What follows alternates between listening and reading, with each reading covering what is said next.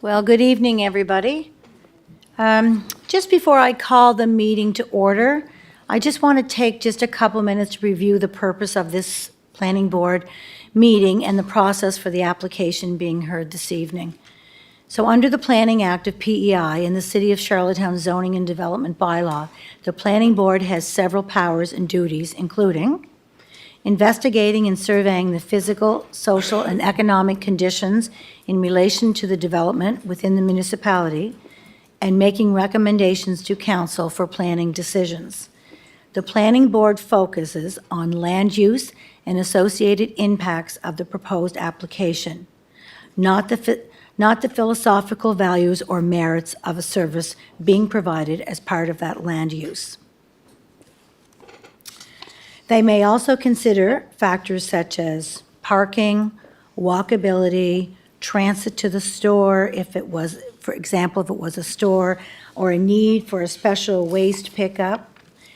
So this evening's application directly involves Charlottetown's most vulnerable residents and the landowners surrounding where the land use is proposed to be located.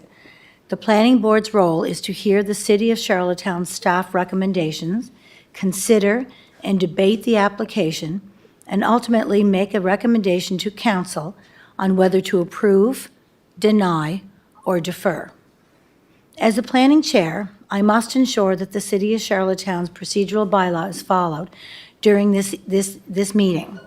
Given how controversial the application before us is, as the chair and empowered by Section 118 of the Municipality Government Act and Sections 3 and 37 of the Charlottetown's procedural bylaw, I am giving the public permission to address the board. It should be noted that while this is legislatively permitted, it is not and will not be the city's regular practice for planning board meetings. So tonight, the protocol and speaking order for the proposed application on the agenda tonight shall be a presentation from the city planning staff, a presentation from the applicants, the public speaks to the impacts of the proposed application, the board asks questions and debates the application, the board makes a decision to recommend to council that the application be approved, denied, or deferred.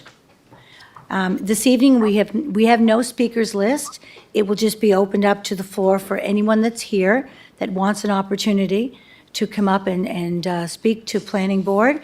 And we're asking that everyone respect the time limit of 5 minutes each. So thank you for that. And just in accordance with the Freedom of Information and Protection of Privacy Act, any member of the public who does choose to speak this evening is giving permission to the city to broadcast this through their live stream, YouTube, and record them as part of the planning board meeting proceedings. So because tonight's meeting is part of the public record. I also want to note that there is a public code of conduct for planning board. Meetings in the city's procedural bylaw, all persons in the public gallery, without saying, and we all know this anyways, will refrain from addressing the planning board unless they are permitted to do so by the chair. We're all going to maintain quiet and order. We're going to refrain from disturbing the proceedings by words, gestures, actions, anything negative that might cause people to feel uncomfortable. We're going to refrain from talking on electric mobile devices, so if you could put them on silent, that would be great. And in case of an emergency, we do have 2 exit points for attendees to use. Please use the stairs by the City Hall's main entrance and the Queen Street south side on Kent Street. I would just want to thank everyone in advance for respecting the planning board, the process that we're here to adhere to, and the city's procedural bylaw and the code of conduct. With that, I now call the planning board meeting to order. Do I have any declarations of conflicts this evening? Seeing none, can I have an approval of the agenda? Moved by Councillor Beck, seconded by Bobby Kenny. All those in favor? And we also have resident member Chris Fournier online. You're in approval of the agenda, Chris? I approve. Okay, great. I might also note that one of the applicants is online, Carlene Donnelly. She is calling in with when the province presents their application. So she is also online. So, adoption of the minutes from the January 2nd, 2024 meeting. Okay, moved by Jackie, seconded by Sin. All those in favor? Okay. Chris? In favor. In favor. Great, thank you. Do we have any business arising from those minutes? Okay. Seeing none, we can move right on to our one agenda item, and that is 15 Park Street, PID 365593. This will be presented by Laurel Palmer Thompson, Planner 3. And this is a request for a major variance, temporary use application from the PEI Department of Housing, Land and Communities to allow for a temporary use in the form of a community outreach center to operate within 2 combined modular buildings on the southwesterly portion of the subject property within the comprehensive development area zone for a period of 1 year from the date of occupancy permit issued to provide community services for vulnerable groups and individuals. So I'll turn that over to you, Laurel. Thank you, Madam Chair, members of Planning Board, and residents in attendance. This is an application for major variance, temporary use for the property at 15 Park Street, PID number 365593. It's located on the northeast corner of Park Street and Riverside Drive intersection. It's outlined here in black. The property in question, it's located in the Comprehensive Development Area, CDA zone, and the official plan land use designation is Comprehensive Planning Area. The property owner, the Government of Prince Edward Island, is requesting a major variance to allow a community outreach center as a temporary use for 1 year. The outreach center is proposed to be located on the southeast portion of the property behind the government garage. This application is being made under Section 3.91F, Major Variances of the Zoning and Development Bylaw, which allows major variance applications for a temporary use or structure in a manner otherwise prohibited by this bylaw for a period lasting no longer than 1 year. Planning Board must consider the request and make a recommendation to Council, and Council may approve or reject the request. So property context, the property is approximately 280,000 square feet, 6.4 acres in size. It's currently occupied by the former Government of PEI maintenance garage and office space, recently used as COVID-19 testing facility, surface parking lot, and 2 office spaces. 2 modular structures containing 50 temporary emergency transitional housing units. On October 13th, 2022, City Council granted a temporary use, another major variance, for approval of these emergency housing units to operate on the property for a period of 1 year. And on September 23rd, 2023, Council granted an extension to allow these emergency housing units for an additional 1-year period.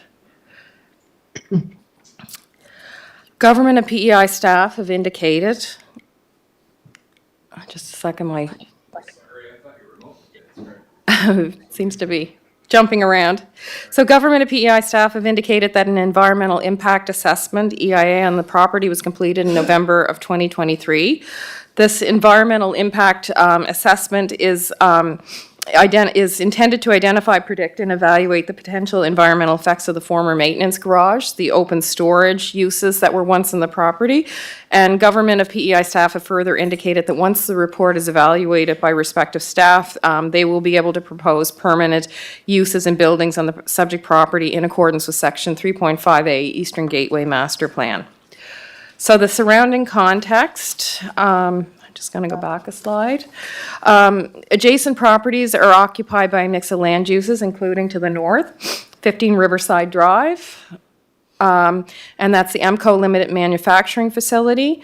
To the east, 8 Riverside Drive, Irving Oil Limited Storage Facility and Service Station. To the south, 385 Grafton Street, direction. Tim Hortons and Wendy's eating and drinking establishments. To the southwest, Government of PEI undeveloped green space right here. PID numbers 825927 and 336537. And to the west, the City of Charlottetown surface parking lot, PID number 365585. So this direction.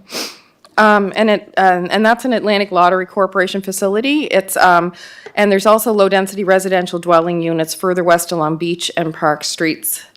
The comprehensive development area zoning classification applies to adjacent properties to the northwest, northeast, and south. And park cultural applies to adjacent properties to the west and southwest, which separates the subject property from land zone, low-density residential, R2 further west. So legislative requirements, notification in accordance with Section 3.9 major variances of the Zoning and Development Bylaw. On December 28th, 2023, notice was sent to 13 property owners located within 100 meters of the subject property. The notice advised them of the request for a major variance and to allow the one-year temporary use. The letter solicited their written comments for or against the proposed temporary use request, and it also advised the residents of the deadline, which was January 11th, to submit written comments on the application. The deadline to submit responses to the city was followed by the public, and we did receive some public feedback in response to the notification letter. We received 18 letters of opposition, one neutral letter, and no letters of support were received, and that was prior to the 12 noon deadline on Thursday, January 11th. We did receive additional letters of support, which were submitted after the 12 noon deadline. And we received 2 letters of opposition and 1 neutral letter. They are also included in the report. And I included within the report a summary of comments received in response to the letters. There was a couple other letters received today, I believe, and they were distributed to the board, and they're on your desks. So some concerns raised in the letters. Was the absence of public consultation, co-locating emergency shelter and the outreach center on the same property. These services should be on separate properties. That was felt by some of the residents that wrote in. Would be an increase in crime within the surrounding neighborhood, mismanagement of existing outreach services that currently exist. Property values will be negatively affected. Some people felt the enjoyment of their property would be affected, and public safety would be diminished within the neighborhood. The 2 neutral letters, one of the letters asked for a deferral until there is more public consultation, and there was also concerns raised in one of the letters about treatment of people in shelters and comments about personal past experiences. So the proposed modular complex is proposed to be located, I'm just going to flip through, on the southwest portion of the property in a paved parking area behind the government garage. So this is the government garage. This is where they're proposing to locate it. The structure is comprised of 2 combined modular units with an overall combined size of 60 feet by 149.7 feet. That's approximately 9,000 square feet in size. The Department of Housing, Land and Communities has indicated they will place perimeter fencing around this portion of the property for security and privacy. And the center will operate 7 days per week from 8 a.m. to 8 p.m. During this time, support staff would be on site, and also security personnel would be on site. The provincial government has also engaged an independent consultant to review the current services available and make recommendations on the system flow for vulnerable islanders to get the right resources. And the consultant, Carleen Donnelly, is available online this evening to answer questions following staff's presentation and the provincial government's presentation. There are currently 2 modular complexes on the southern part of the property that were originally approved in the fall of 2022, and they are right here. They house the temporary shelter. Those units were given a 1-year extension in September of this year to allow housing to exist on the property. In terms of location, with exception to the west end of Beach and Park Street, which is an established residential neighborhood, this area of the city tends to be industrial in nature and contains uses such as the school board, government garage, parking lots, government office buildings, Irving oil tanks, and the Charlottetown sewage treatment plant is located along Riverside Drive. North of the site is the Charlottetown Driving Park, and to the southwest of the site is land owned by the city-zoned institutional, which is used to hold events. Beach Street once terminated as a cul-de-sac, but it's now connected to Park Street. Beach Street is comprised of low-density residential dwellings, and I will just flip back because we do have a map that shows the new configuration of Park and Beach Street where they connect. This area of the city falls within Area 2, Character Areas 3 and 4 of the Eastern Gateway Master Plan. And the Eastern Gateway Master Plan, it was drafted in March of 2011, and as the document states, the master plan is intended to help better understand the role of the gateway in the city and guide new opportunities for growth and development. The Eastern Gateway Master Plan this is the excerpt of the future land use from the Eastern Gateway Master Plan. The plan recommends for both parks and beach streets to form a crescent and to access Riverside Drive to be cut off from Park Street.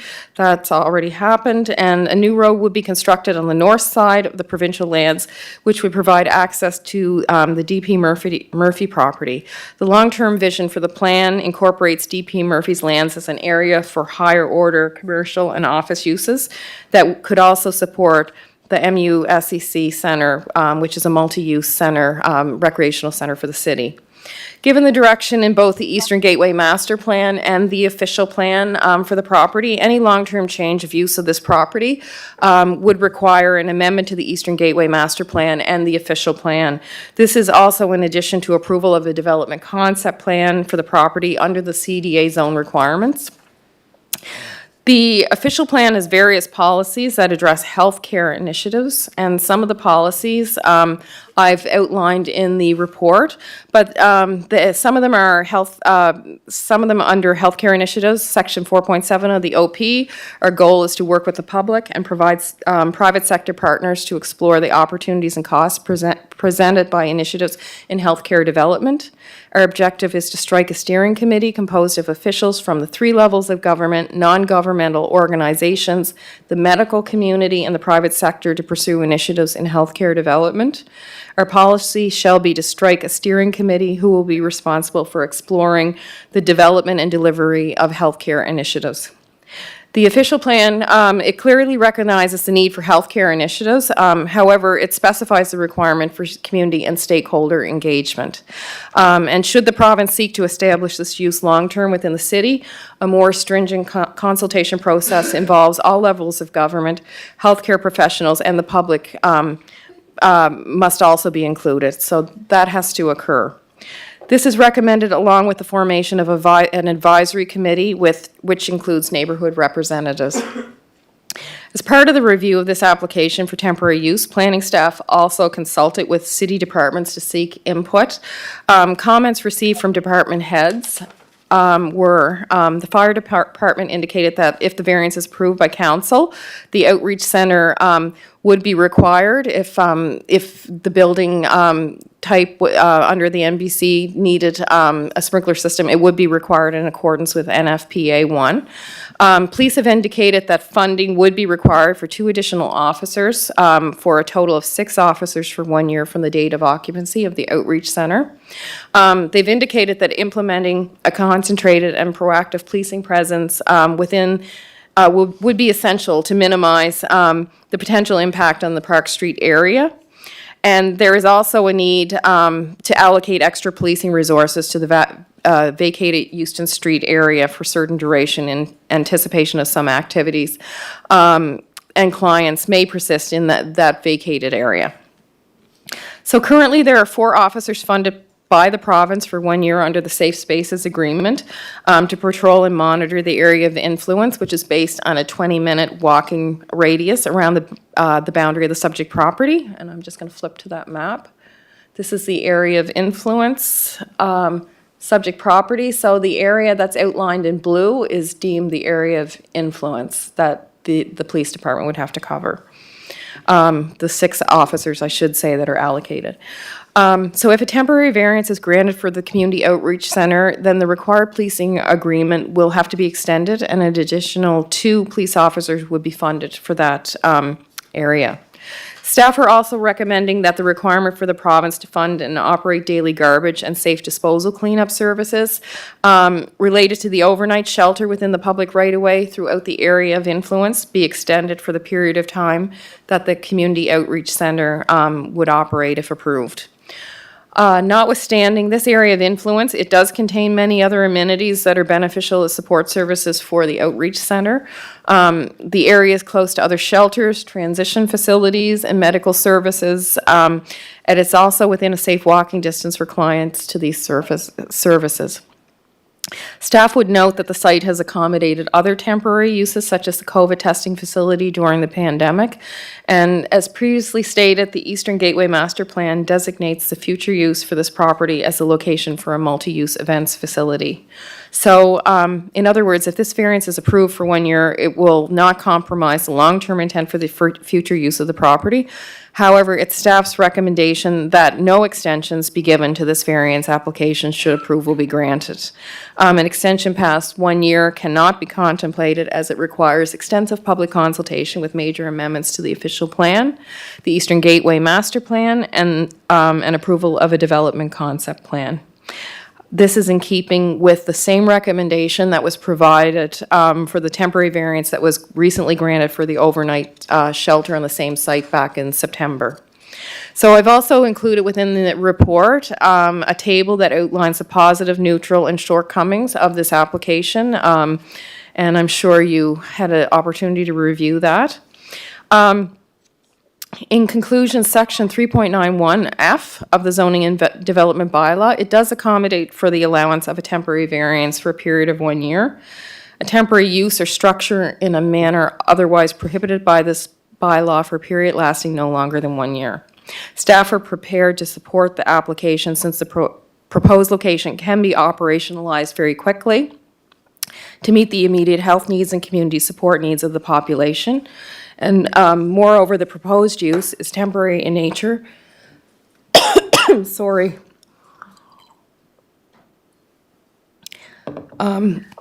It's temporary in nature, and in conjunction with the province and other community stakeholders,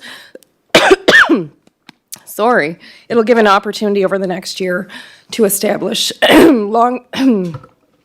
fighting a cold since Christmas, long-term sustainable plan within the greater community to address this growing health and social issue. It's the opinion of planning staff that community consultation on behalf of the province is imperative, and it must occur immediately to determine a long-term plan going forward. So, Planning and Heritage Department, we are encouraging Planning Board to recommend to Council for the approval of the temporary variance use to accommodate the Community Outreach Centre consisting of 2 combined modular units for the property located at 15 Park Street, PID number 365593, subject to the recommendations of the police and fire departments and subject to the operational specifications submitted by the Department of Housing, Land and Communities in their application submission. I'm available to answer any questions from both the board and the public. And before that, the Department of Health and Wellness is also here to speak to the application. Thanks, Laurel. Just before we turn it over to the province to present their application, would you be able to, so the property is currently designated as CDA, CDA zone, and the government has applied for temporary use.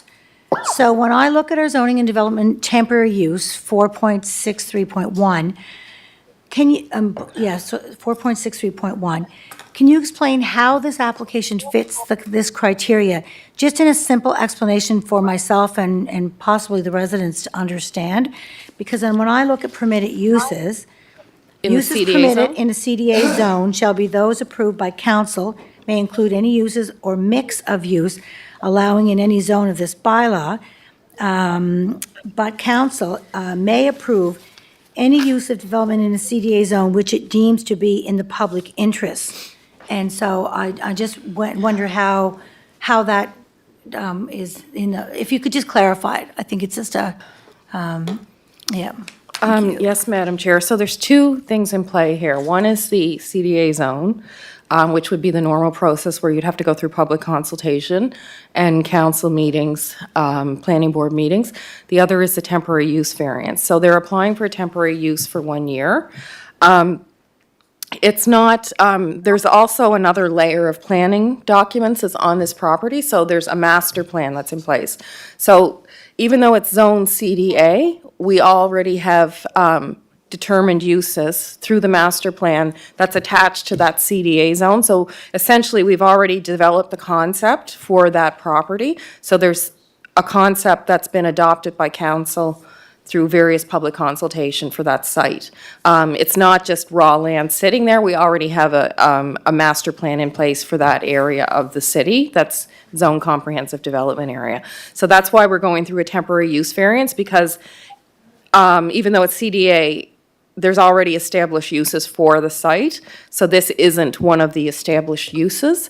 And in order to change that use long-term, you would have to go through a master plan amendment and the CDA amendment through the zoning and development bylaw and the official plan amendment. So I hope that clarifies it.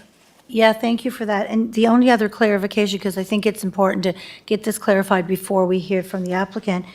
In the report, it stated that the official plan recognizes the need for healthcare initiatives. However, it specifies a requirement for community and stakeholder engagement. And that seemed to be one of the major concerns I heard from residents, was that there was no engagement. So I'm just wondering how we recommend something when that was not done as that's outlined in our official plan. Thank you. Yes, Madam Chair. The recommendation is based on temporary use. So if they were to move ahead with any long-term engagement, whether it's on this site or any other site within the city, the province needs to, in conjunction with the city, needs to initiate that community engagement piece. As far as staff is concerned, this is a very temporary fix to address a matter that's been ongoing. In order to establish something long-term, whether it's this site or some other site within the city, I think community engagement has to, I feel, and I 100% agree with community engagement, and the official plan addresses that. So in order to meet the requirements of the official plan, that needs to happen. Thank you. Do you folks want me to move on for the provincial presentation before you have any other questions? Okay, great. Thank you. Yes, certainly you can, Your Worship. If you go to page 6 of your presentation, healthcare initiatives. Now, these are healthcare initiatives that are in, just to clarify, that are in our official plan. These are not being proposed by the province, Department of Housing, Social Development, or the Department of Health. It's what we would suggest as working with the community, correct? Yes, Your Worship, through the chair. Those are requirements in our official plan, or, well, not requirements, but policy statements within our official plan. One of the pillars of our official plan was healthcare. So that was focused on when we developed the official plan in 1999, and it was a very important piece to the official plan. So going forward, if we're going to establish these kind of uses within the city, there has to be community engagement, and the public has to feel that they're involved, and also we have to have the right stakeholders in place to make decisions and put information forward. Okay, thank you, Laura. And just on page 8, Madam Chair, under positives, number 3 will allow time for public consultation to occur to determine the appropriate location for long-term use.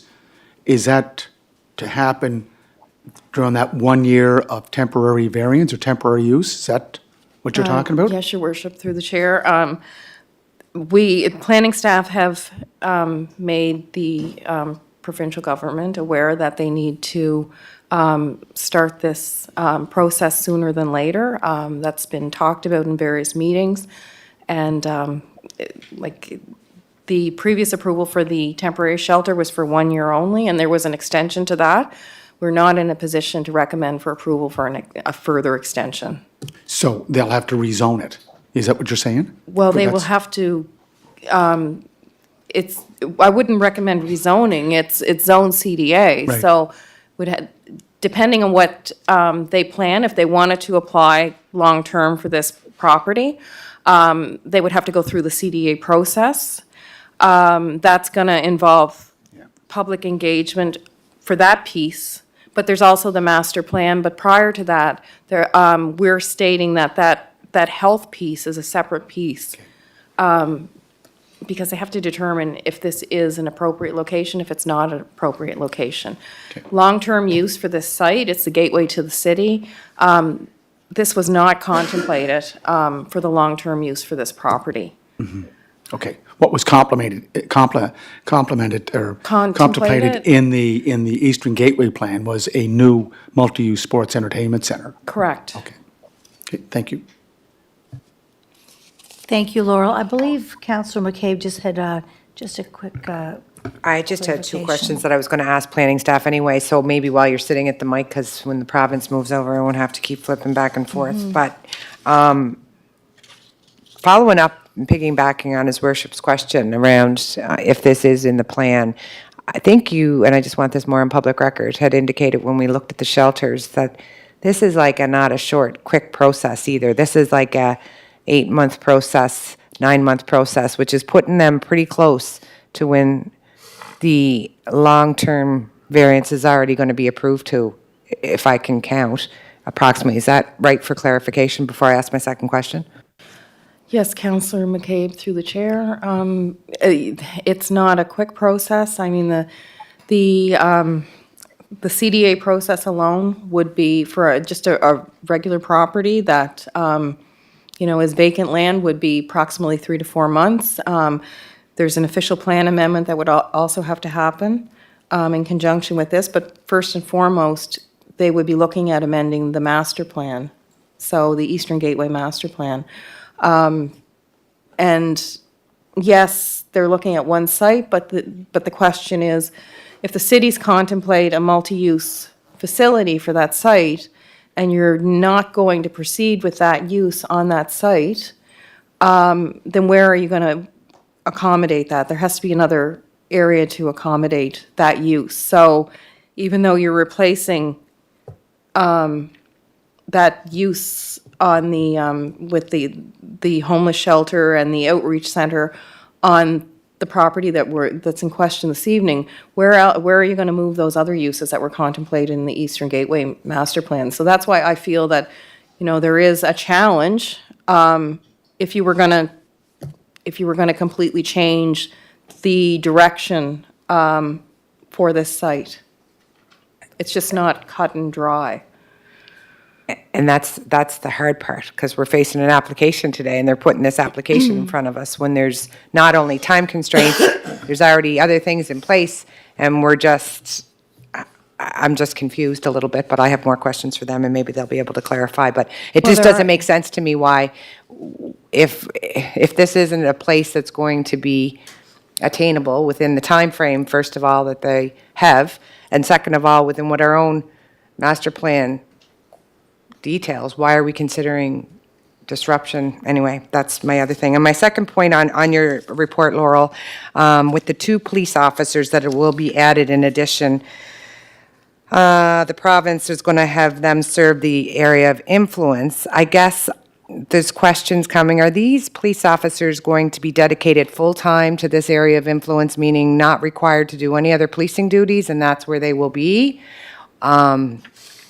For the extra 2 positions that will be dedicated to this area of influence.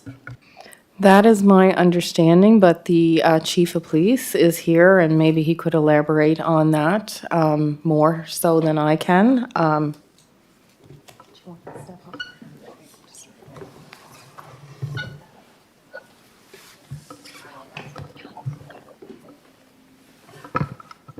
Chair, Councillor McCabe, certainly our focus for police services is minimizing the impact to the neighborhoods that are surrounding the current outreach center and the proposed outreach center.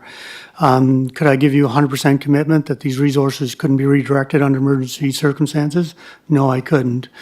But I can tell you that will certainly be our primary focus, is to put them in those areas with the daily tasks of working with residents and partners to minimize as much impact, if not all, that this relocation will have, not only to the proposed location, but to the vacated area, because we're certainly predicting that it's possible that certain activities will happen just out of routine and habit. And it's important to us to have a focus on that and not lose sight of the Euston Street area also.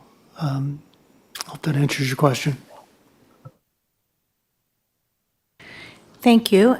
So if we want, we can hear from the applicant. Yes, Your Worship? Again, Madam Chair, Yes. again, with the planner here, if I just could ask her another question, that I think it may be followed up by the Department of Housing and Social Development. So under neutral, it says environmental impact assessment of the property has been completed. The final EIA report is to be reviewed by provincial staff. So do we have a copy of their Phase 1, Phase 2, or Phase 3? Have you looked at it as a planner for the department? Through the chair, Your Worship, no, we have not been provided a copy of that report yet. To my knowledge, I did ask about it, and to my knowledge, it has not been released yet to the public, so we would not receive it. Okay, either. so my understanding that when there's an environmental assessment, environmental impact assessment, there are 3 phases. And is that, am I correct to say that, 3 phases? Yes, but it depends on what level is required. Some properties are not required to go past level 1. It just depends on the nature of the use that was on the property. So what was indicated to me when I did ask a question a couple weeks ago was they've received the report. They're still reviewing it, so we haven't been provided a copy. Or we haven't been given the findings of the report, so. But you'll be required, that'll be required as part of the application process, Well, correct? the Department of Environment, anything environmental is regulated through the province, it's not regulated through the city. So we would have to, we would be apprised of what's occurred on the site and what the report states, but that is not within the city's control, the environmental impact assessment. They would review the document, and necessary departments within the province would make assessments on what they feel is appropriate for the property. Thank you, Madam Chair, thank you, Laurel. And I think now we will move on to the province, because then the folks here will want to speak, and I think then that will bring on a whole lot more questions and clarity for both the applicant and the planning staff.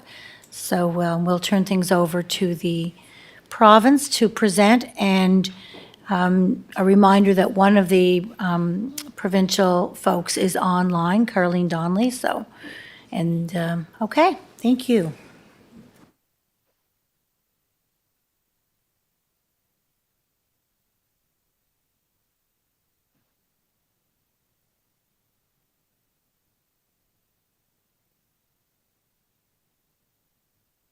I can do it. Just while the folks are settling in, I just want to recognize, and nice to see you here. We've got MLA Gord McNeely and MLA Carla Bernard, and she is also the leader of the Green Party. So welcome, and by the way, welcome everyone else that's here too. Thank you.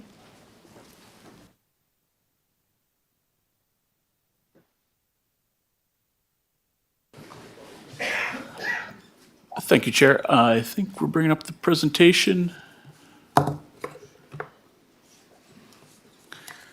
Great, thanks. As mentioned, my name is Jason Doyle. I'm with the Department of Housing, Land and Communities, and I'm here this evening with my colleague Ann Drake. Attending virtually is Carleen Donnelly, who is a senior advisor to the province who's been engaged to provide advice on enhancing services for islanders with complex needs and those experiencing homelessness. Carleen and I will walk through a short slide deck to help break down the proposed relocation and the evolution of the service at the Outreach Center in Charlottetown. So as noted, we're here this evening to seek a temporary variance at Park Street to support government's commitment made in the fall of 2023 to relocate the outreach center from the current location and to work with Carleen and the operator of the Adventure Group on a renewed programming and service model for the outreach center. Government certainly recognizes the growing need for these services for the most vulnerable, and this is certainly demonstrated with the numbers increasing significantly over the last 12 months, with approximately 90 unique individuals visiting the current outreach center daily. As it stands today, the Outreach Center operates a warm, dry, safe space for individuals facing or at risk of facing homelessness, and a goal of connecting those clients to government and community services such as financial, housing, mental health and addictions community services to help better position them for success. It's important to note that the large majority of the clients accessing the current outreach center are islanders at a rate of approximately 95% of the clients are islanders. Government certainly recognizes that there are certainly lots of challenges with the 241 Houston Street location. Primarily, the primary issue being the location being between two schools and very close to residential apartment complexes. And this has certainly created challenges specifically at certain points of the day when students may be traveling in the area. Additionally, it's located in a highly visible, high-traffic area with limited ability to control the flow on and off the property. And this certainly tends to lead to safety issues both from the client's perspective and the public.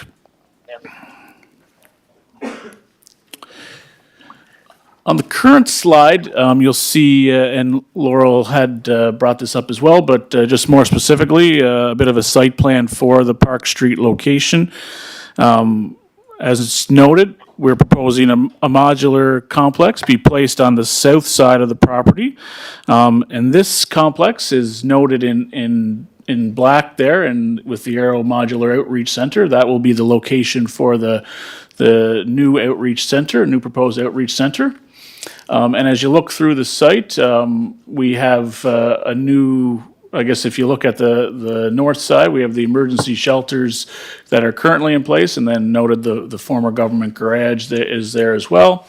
In addition to the outreach center, the main modular complex, which will be used primarily for programming space, office space, a small kitchen, and it'll all be accessible. There will be a separate secure mandatory intake building, and it's noted there on the screen as well, that will be used for the operator to complete their intake process and have a stronger ability to control the flow of clients into the location. So you can see the current entrance or proposed entrance for the outreach center on the site plan there, but you'll also note that the emergency shelter entrance is very close to that as well, and we've worked with the manager of Public Works on securing that new location for the entrance to the emergency shelter site. So that's currently operational. Improved fencing will be completed at the site. We recognize that there's a need for making some improvements to the existing fencing that will need to happen, and we'll also be creating some green space in the common areas of the site. As I mentioned, we worked very closely with the manager of Public Works and as well as fire services and police services on the completion of the Park Street variance conditions for the shelter that were just put in place in September of last year. As noted, the proposed relocation will also include a new renewed service model and focus for the outreach center. And as I mentioned, government has engaged Carleen Donnelly as a special advisor to utilize her expertise and close to 30 years of experience in this sector to help make improvements to the outreach center and focus on pathways for islanders most in need. And at this point, I will pass it along to Carlene to walk us through the next slides. Thank you, Jason, and thank you all for having me here today. I've been engaged now for a couple of months here, and really just wanted to give my thoughts today to try and kind of base some understanding of how we can all work together to look at these growing issues, particularly in social and mental health and addictions, and all those very complex issues. I think everyone's pretty clear that right across the pandemic, post the pandemic, we've seen a pretty significant increase in homelessness and many other social issues since then. The drugs on the street and a lot of other complexities that we haven't seen before certainly has led to many cities across Canada not only seeing this issue, but at a much higher numbered rate and more serious rate. Many of them literally beginning or have already called a state of emergency. I think there's an opportunity for Prince Edward Island to learn from some of the evidence-based measures that these cities have taken and other cities have taken, and be able to move that forward to be able to address a problem that at this time is still relatively small. It's around 100, 150 that we see, and maybe double that at risk. And I truly do believe if we can really strengthen pathways and address who is coming to what service for what, and have better and stronger links to mental health and addictions and pre and post corrections and everything else, I think honestly is a great opportunity to get upstream on this thinking. On the next slide, I just wanted to share with you, and I'm happy to talk with people later about this on a side note, but interestingly, what makes people sick by the Canadian Medical Association is a lot more to do with your lifestyle than even your healthcare, your biology, and your environment. And I can say that when you look at all those components under your life, leaving this unattended and unaddressed is definitely going to make people more sick. And so the growing need of people that are becoming more complex is going to get worse if we don't address this now. On the next page, recent improvements at COC.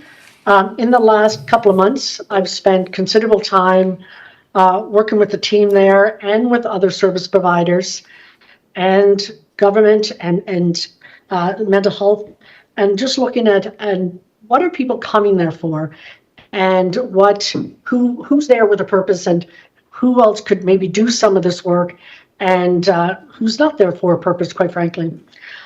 In that work, we have increased security presence, which has reduced the loitering in the parking lot, moved the dumpster. Definitely have seen a higher police presence and a higher security presence. The cleanup crew that has been going around the schools and the neighborhood is picking up debris, needles, all different things that just are trying to really kind of, again, not only add for a better environment, but to really also be able to mitigate people being comfortable going there. They've established a reinforced attempt to do a zero tolerance use, and most definitely all these best practices and more will follow them into the new location. On process improvement, the real work begins when we look at what people are coming from. So right now they have a triage process. That is something that we're working to provide preliminary training, which will continue to provide training to do that intake in a bit more of an in-depth fashion. Going forward, that will be accompanied with an intake. The difference with that being triage would get you who you need to go, maybe a basic need item they need, and then they can move on with their day. It may not be a fit at all. It may be another organization. But if they're moved into intake eventually that we're working on, they will be case managed and they will be actively working on their issues. And that's what we're trying to address with an upstream process, is really getting to not only make sure we're working with the people that want help, and many do, but that we're actually proactively, from a motivational, interviewing attempt, to really engage people to really look at the broad spectrum of issues, not just the one that they're coming and presenting with that day, that they're really taking a look at all of the things happening in their life and that we can help them do a care plan to move them forward. So really what we're trying to address is, what are the core issues you're coming from? What else stems from that? And how can we help you help yourself move forward? And I have many, many years of not only experience doing that, and it is going to take time with training and all that, but we have tools that are evidence-based that we've used out here in Calgary that have been used in other provinces, and I will happily share those with Prince Edward Island. As certainly just a collaborative working effort. So there's lots of movement. We can actually not only engage to help move people forward, but to do better pathways to pre and post treatment, pre and post corrections, mental health partnerships. All that does take time, but it's certainly underway. How will we be different at Park Street if we are approved? Again, that more clarity of what the Community Outreach Center is doing, what their current focus is, and what we may continue to do, what we may not continue to do, but it really should be, what is their best place to be able to help people move forward, and maybe other community resources could take pieces that the Outreach Center is currently doing. It will require visiting the mandate and the governance model, which there's an openness to from the Outreach Center and with the funders and the supporters, and really trying to get down to what is their core expertise, where do they stop and start, and how do we know that we're moving a very high percentage of the people coming in forward. The physical location is where they are currently at. That is definitely a note of contention, and it's not a great location. The parking lot is hard and difficult to manage. So I do believe that in the other site in Park Street, we would have better control of access. There would be higher level of security. It would be consistent with the intake that's currently happening in the shelter, which is strong and it's consistent. The intake will allow for care planning and engagement, and a real push to do that, and to really help clients and people, vulnerable individuals, really understand that they can move forward with their life, and we can help them address blockages and things that they want to address to move forward. And greater collaborations with neighbors. Certainly I have a commitment, and I know many others do. I know when I met with members of the council when I was home, there's a commitment there, there's a commitment in the province and community, but I do think there needs to be better consistent communication, and I'm certainly, as we all are, very committed to that. I think we can look at a model of governance and operations that we can share and be able to have input into, but also room for improvement from many different layers. I personally believe and instill it in places that I have worked in, a code of conduct for compliance.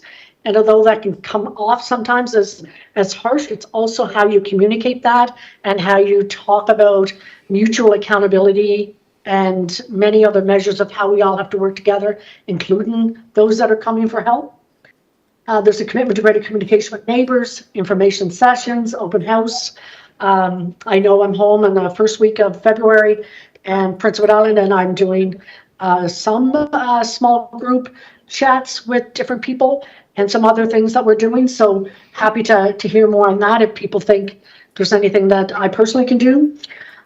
Work to address issues together. One of the things that it's very successful out here, and I haven't been working on this long enough, but it would be certainly something I would recommend. We have a team out here called the Help Team, and they are a mobile unit that goes around and talks about just safety procedures and all these things, but there are also a number the general public and others can call if they're concerned about someone in their neighborhood, or there's anyone that looks like they're not doing well, and they can help address the needs of that individual because they generally already have relationships with them. So that's certainly something we can explore.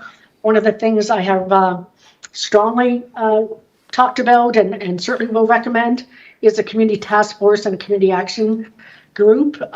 There has been development of a terms of reference for both of those.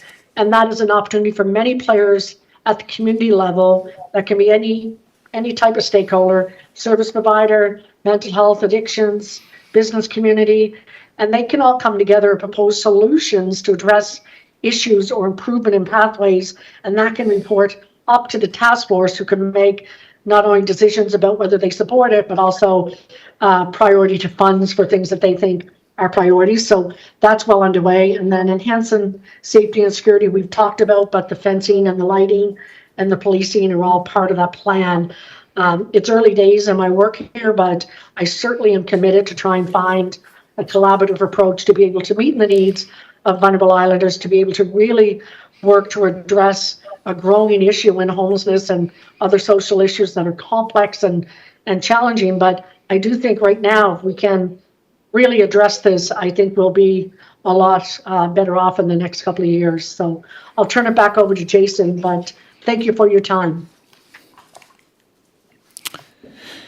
Thanks, Carleen. So in terms of next steps, as Carleen mentioned, government, in collaboration with herself, will be working towards completing some engagement sessions in the coming weeks with some of the local residents near the proposed site, just to ensure that the new service model, or the evolution of the service of the outreach center that's being recommended, will be successful for all. We are committed to an open channel of communication with residents and business owners in the area to ensure that any issues that arise are dealt with in a timely manner and in a transparent way. So that kind of ties into what Carleen was mentioning as well with regards to the help team. We certainly recognize the importance of collaboration between all levels of government, working together on services for the most vulnerable. And we have in my mind, a strong working relationship with the city of Charlottetown, and we want to continue to enhance that level of communication with officials and staff. Supporting the community, in general, our department works very closely with the nonprofit sector and other government departments that specifically provide assistance to the most vulnerable, and we are committed to strengthening the pathways for clients and building a stronger system. In our department, we have a focus on increasing the number of supportive housing beds in the community that could be available for islanders with the most complex needs. We know that individuals have a better opportunity of being successful with stable housing, and we are working on increasing the supply of supportive housing units across the island in the coming years.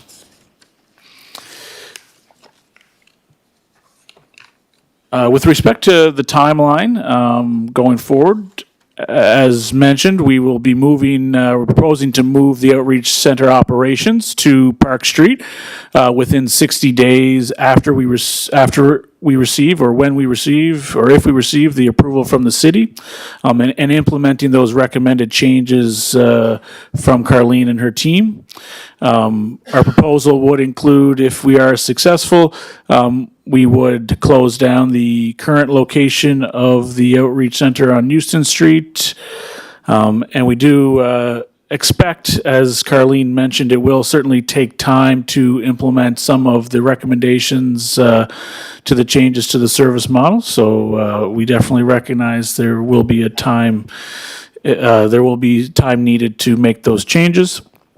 Longer term, just in speaking to what Laurel was mentioning earlier, we recognize the city's position on the CDA amendment in the future and the timeline associated with that. So we are planning, and we're in the planning stages of moving forward with the CDA amendment to the Park Street location as soon as possible, because as was mentioned, we recognize that it is a time-consuming project, so we will work with the city officials and city staff to try and pursue that as soon as possible. And that is it. Thank you, Chair. Thank you for your report. If you like, I think we'd open it up now to the folks that are here. And there's no particular order. If anyone has some other time commitments, certainly, bring yourself forward first. Is there a microphone? Oh, great, thank you.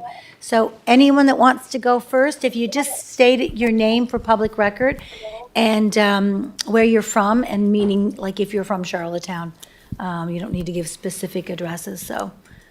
And I just ask everyone to respect the 5-minute limit, and I know Jason will time us on that, and thank you.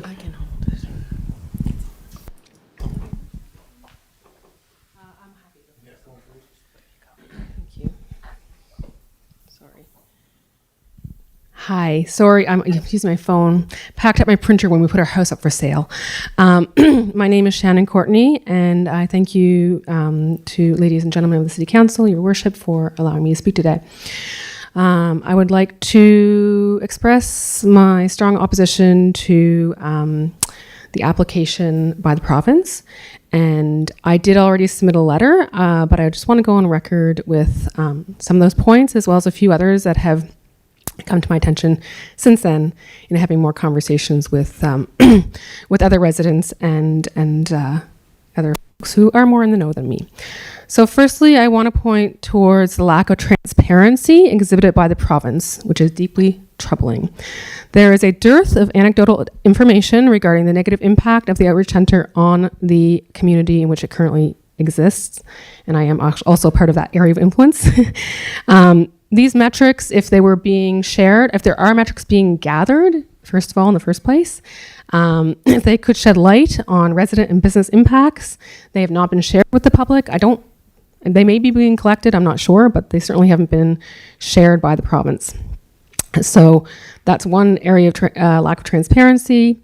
Also, the rationale behind selecting Park Street as a location to temporarily, and it sounds like more permanently, move the outreach center remains shrouded in mystery, as does the allocation of funds to the outreach center for the operation of the outreach center and the most recent contract that was signed by the province in the middle of November for another 2 years of operation by the Adventure Group of the outreach center.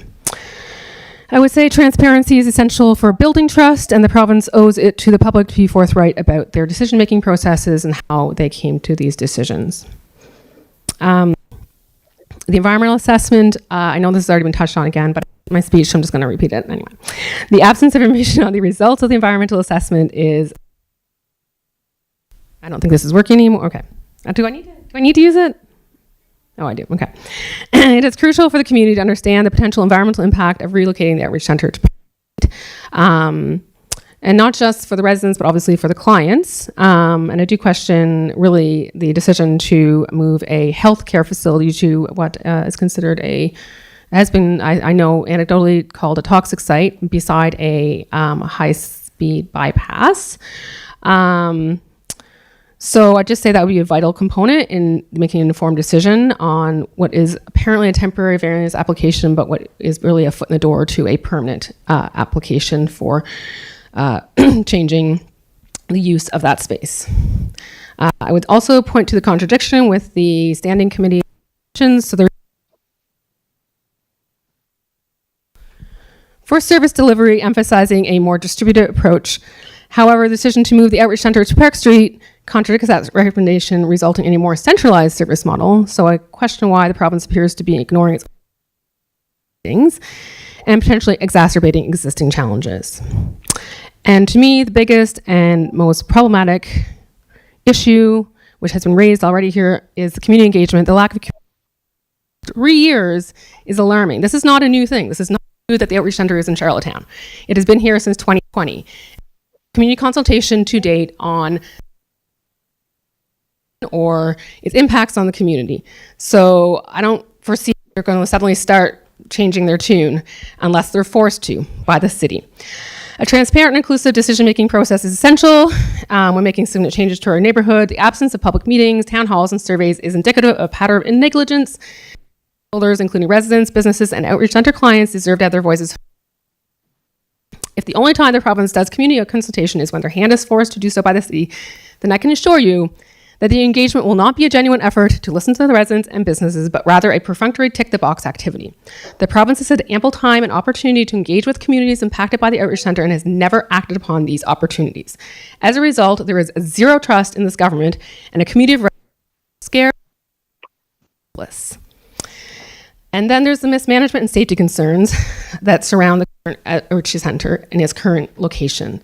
There's safety concerns, increased crime, permitted use of illicit drugs. These things cannot be overlooked. I'm not sure how a healthcare facility can permit illicit drug use and be considered a healthcare facility. Placing the center adjacent to a temporary shelter also exposes vulnerable populations to additional danger. Our neighborhood, the firsthand negative impacts of the negative impacts of the outreach center to the neighboring areas and our own. Park Street is mere blocks from the current location, so the area of influence is they're still in the area of influence. All the schools that people are expressing concern about. We also have daycares. We have the Holland College. We have large swath of families with young children, seniors, homeowners, renters, and businesses, as well the Joe Giz Park, which is currently a well-used green space and will undoubtedly be compromised with residents choosing to avoid it rather than enjoy it. I've already seen this past summer. And I just wanted to say, I don't know. I'm at 5. Okay. Just one here is that the provincial government trade this in either scenario. Decision is stay where you are or move to Park Street, and that is complete negligence on their part to look at other service delivery models. And I just don't want to see them keep kicking the can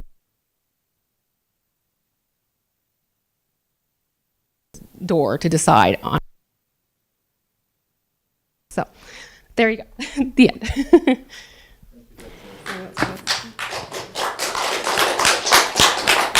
Thank you, Shannon. Can I pass this on to someone else? Who would like to be next? The mic is there for you. I think Tarambear is just going to check the batteries for us first, and then whoever would like to be next, again, just state your name and if you're from Charlottetown. Thank you.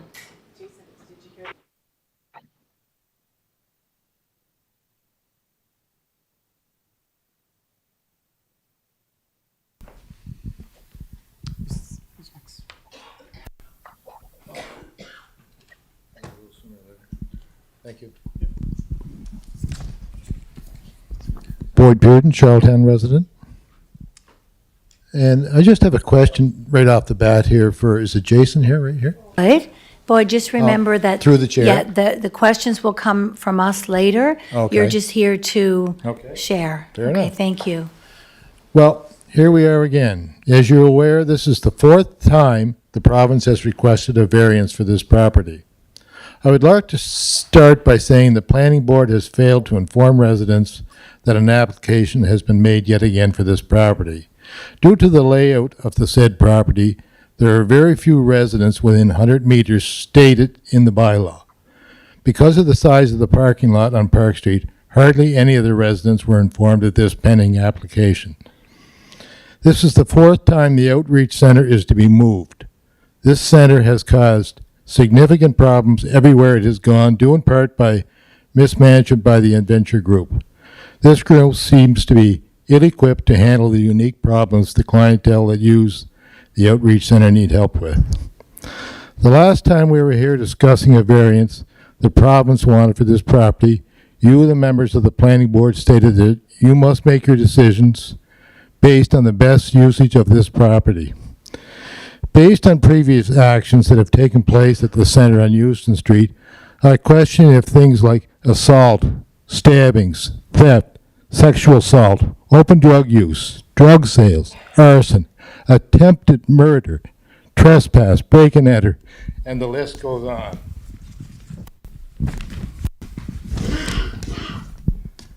Could possibly be considered the best usage. How could you possibly say this is the best use of this land? What makes you think moving the center would be any different this time? The definition of insanity is doing the same thing over and over again, expecting a different result.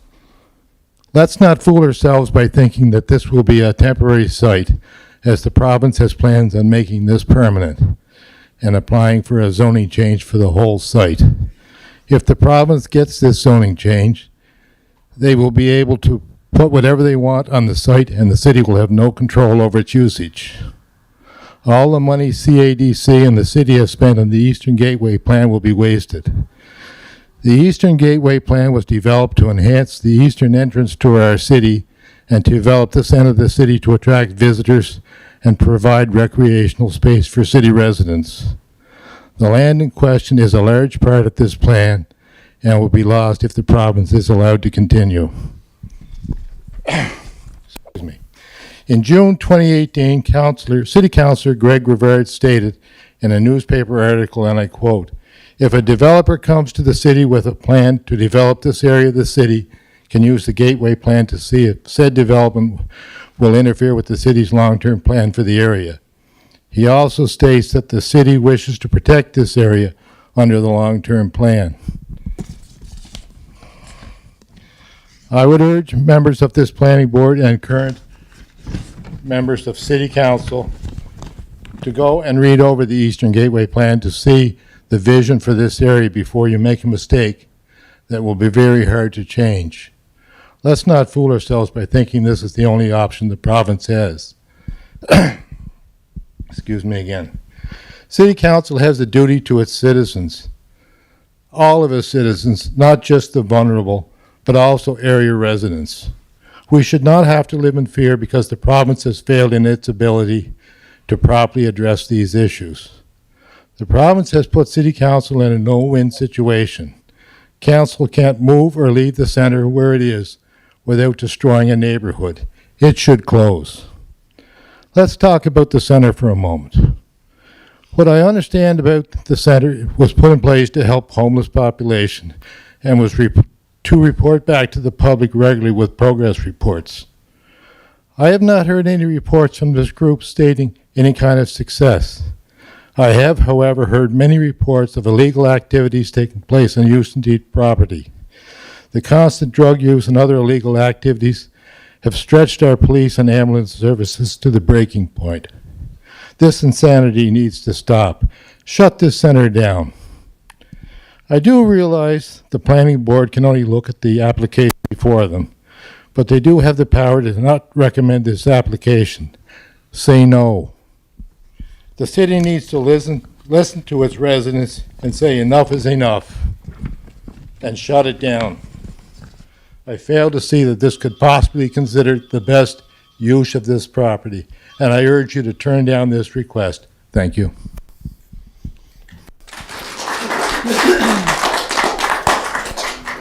Thank you, Boyd. Anybody else out there like to take the mic? Oh, okay. Thank you. Oh, hi, John. My name's Johnny McDonald. We've been fighting back quite a bit against the Outreach Center on Houston Street, and it just completely blows my mind that you think you're just going to move it down 2 blocks down with the same exact people that created this mess and just call it under a different name. I feel terribly bad for the people down in Park Street in case it does go down there. I personally think the Outreach Center itself should totally close down, as these services are totally not needed at all that I keep hearing they are. And I'm going to read what the outreach services are. So, emergency shelter, mental health, social assistance, victims of family violence, housing navigator, addictions, accessibility supports, employment, education, food bank, counseling, social needs, basic needs, prevention and diversion support, and other. And I'm pretty positive the other is probably 95% of the reason why people use it, and it's illegal drugs, big time. So, I'm also going to read where all these services that are so needed on Houston Street and possibly Park Street, where they locate already within the city, within walking distance of Houston Street. So, emergency shelter. During daytime hours, we have places such as Salvation Army, Harvest House, churches, AA, NA meetings 3 or 4 times a day, food banks, soup kitchens, libraries, a place called Safe that's sober friendly. All kinds of different places and services to use during daytime hours, but they don't put up with substance abuse at all. All these places are within walking distance from each other, within the downtown core, all over the city, all over the province. So mental health. Canadian Mental Health Association is probably, I don't know, 45-second walk from Houston Street at where the outreach center is. Social assistance. Offices are in Sherwood at Ellis Brothers Mall, 30-minute walking distance from Charlottetown. Victims of family and violence. Anderson House in Charlottetown operates 24 hours a day, 7 days a week, which is a female shelter for women. There's also offices in Prince County, Queens County, West Prince County, and Eastern PEI. Housing Navigator. There's offices in Prince County, Queens County, and Kings County. Employment. Employment insurance will find you work if you're looking, which is a 5-minute walk from Outreach Center on Houston Street. Careers Development will give you a caseworker and help you build resumes and apply for work. 10-minute walk from Outreach on Houston Street, which also has offices in Surrey, Montague, Summerside, and West Prince. These services, again, are not needed. Education. GED program is offered at Holland College, which is a 1-minute walk from the Outreach Center on Houston Street. Again, these services are not needed. They have GED courses across the island, also online, where it's pretty flexible to meet anyone's schedule. Food bank. There's at least 3 food banks in downtown Charlottetown, all within walking distance of the Outreach Center on Houston Street. 1 in Montague, 1 in Kensington, 1 in Summerside. Counseling. There's dozens of different types of counseling services across the island. Anything from mental health, youth counseling, family counseling, therapy, addiction counseling, much, much more, all within walking distance in Charlottetown. And for AA meetings and NA meetings, there must be 3, 4, 5 meetings a day in downtown Charlottetown that you could go to. And that's a form of counseling and therapy, if you ask me. Social needs, not quite sure about what this exactly means. Social services in Sherwood, we already went over that.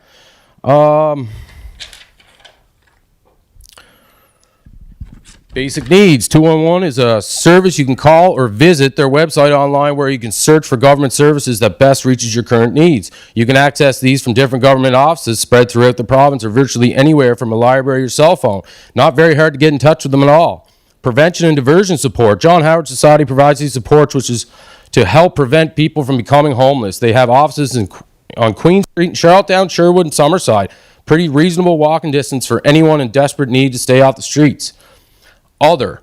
Well, I think we all know what other means. Needles, cook kits, rubber bands, meth pipes, basically all your illegal drug needs, which this service alone would accommodate about 95% of the clients and keep them busy enough that they will never use all the other services. This outreach center, the one on Houston Street, the one that you're proposing to Park Street, is not needed at all. It should be totally shut down. And I'll give you another reason why it's not needed at all.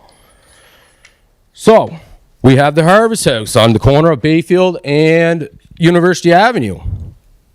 Harvest House Ministry PEI provides faith-based programs aimed at helping marginalized and at-risk individuals with holistic training, including life skills, education, spiritual well-being.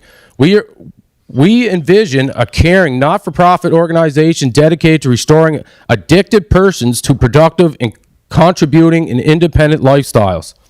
About Harvest House, now celebrating 25 years of outreach on PEI. We've had an outreach center for 25 years. Why do we need another one? Since 1998, Harvest House Ministries PEI has been a catalyst for change in the hearts and lives of hundreds of men and women and youth. We operate an outreach center with daily programs for people of all ages, transitioning housing for men, all to receive mentorship, guidance, support to help work through and overcome their problems. So again, this outreach center, this model on Houston Street, the one they're proposing on Park Street, is not needed at all. Okay. Well, again, this totally blows my mind that you just plan on taking all the same people that were involved in the total disaster on Houston Street, put them down in Park Street, and trust them to do a faithful job and actually help people. I've never seen nothing in your presentation that states that there's going to be no drug use. I think that's the main problem everybody is having is the drugs. And if they're going to go down to Park Street and it's just going to be another wide open air drug market, you can guarantee that the clients of the outreach center are going to get 10 times worse, like they have on Houston Street. And it's going to deteriorate the surrounding community's mental health. So with all that said, we don't need an outreach center of this style. We already have one. We had one for the last 25 years, and it's going well, and nobody complains about it. Why do we need another one? Shut it down.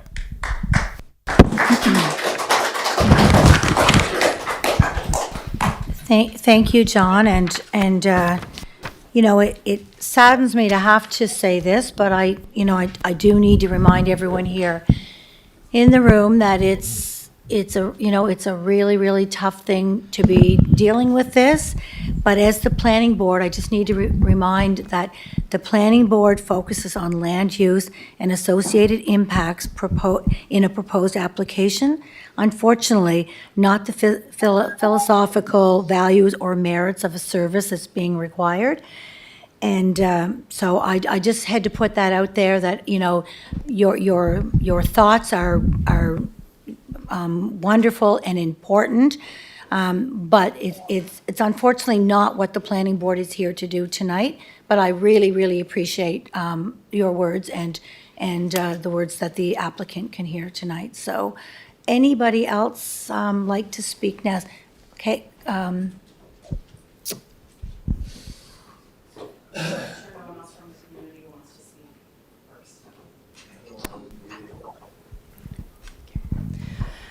It breaks my heart and makes me angry to think that elected officials and government's plan, their only plan, is to move the community. Carla, I know we all know you, but we just need you officially just to state your name and. Sorry, thank you. Carla Bernard, MLA for the area. The only plan is to move the Community Outreach Center in its current state, which, as was mentioned earlier, goes against a recommendation from the Health and Social Development Committee, on which I sit, as does Gord McNeely. Moving this in its current state to another part of Charlottetown, essentially just down the street. We know how this plays out. No one gets what they need to live safely and healthily, and we will find ourselves in the exact same situation just further down the street. The Community Outreach Center started as a 6-month pilot project under a former minister 4 years ago, 4 different locations, none of them permanent solutions. How many taxpayers' dollars are we willing to spend on temporary solutions that are not seeing the desired outcomes of the original pilot project? The number of people accessing the Community Outreach Center is growing rather than dwindling, and obvious to the community is that clients seem to be getting younger and younger. Yet the plan is to continue on this trajectory. This is the catch-all, the plan of the province. It is reckless and irresponsible and totally disrespectful to clients and the community at large. The way in which the province is delivering all these services under one roof and the plan to further centralize to the move with Park Street shows clearly our government's biases and assumptions that every person who is unhoused is the same and has the same needs. Government has had 4 years to figure this out, yet we are left with more questions and frustration than anything else. It begs the question, if they are not listening to the community, who are they listening to? And I want to say that I appreciate the position, the either-or position that the province has put the city in. I have some questions I'm just going to read into the record. I don't expect answers to them. So we know a service such as this cannot be effective without appropriate long-term housing options for the unhoused community. What has the government done in the last 4 years to improve housing options? Why has government not invested money in increasing capacity in inpatient addiction mental health services and other related programming, including mental health supports in school, to hopefully mitigate childhood trauma? How many clients that access services at the Outreach Center have been turned away from Mount Herbert being told there are no beds and may not be for up to a month?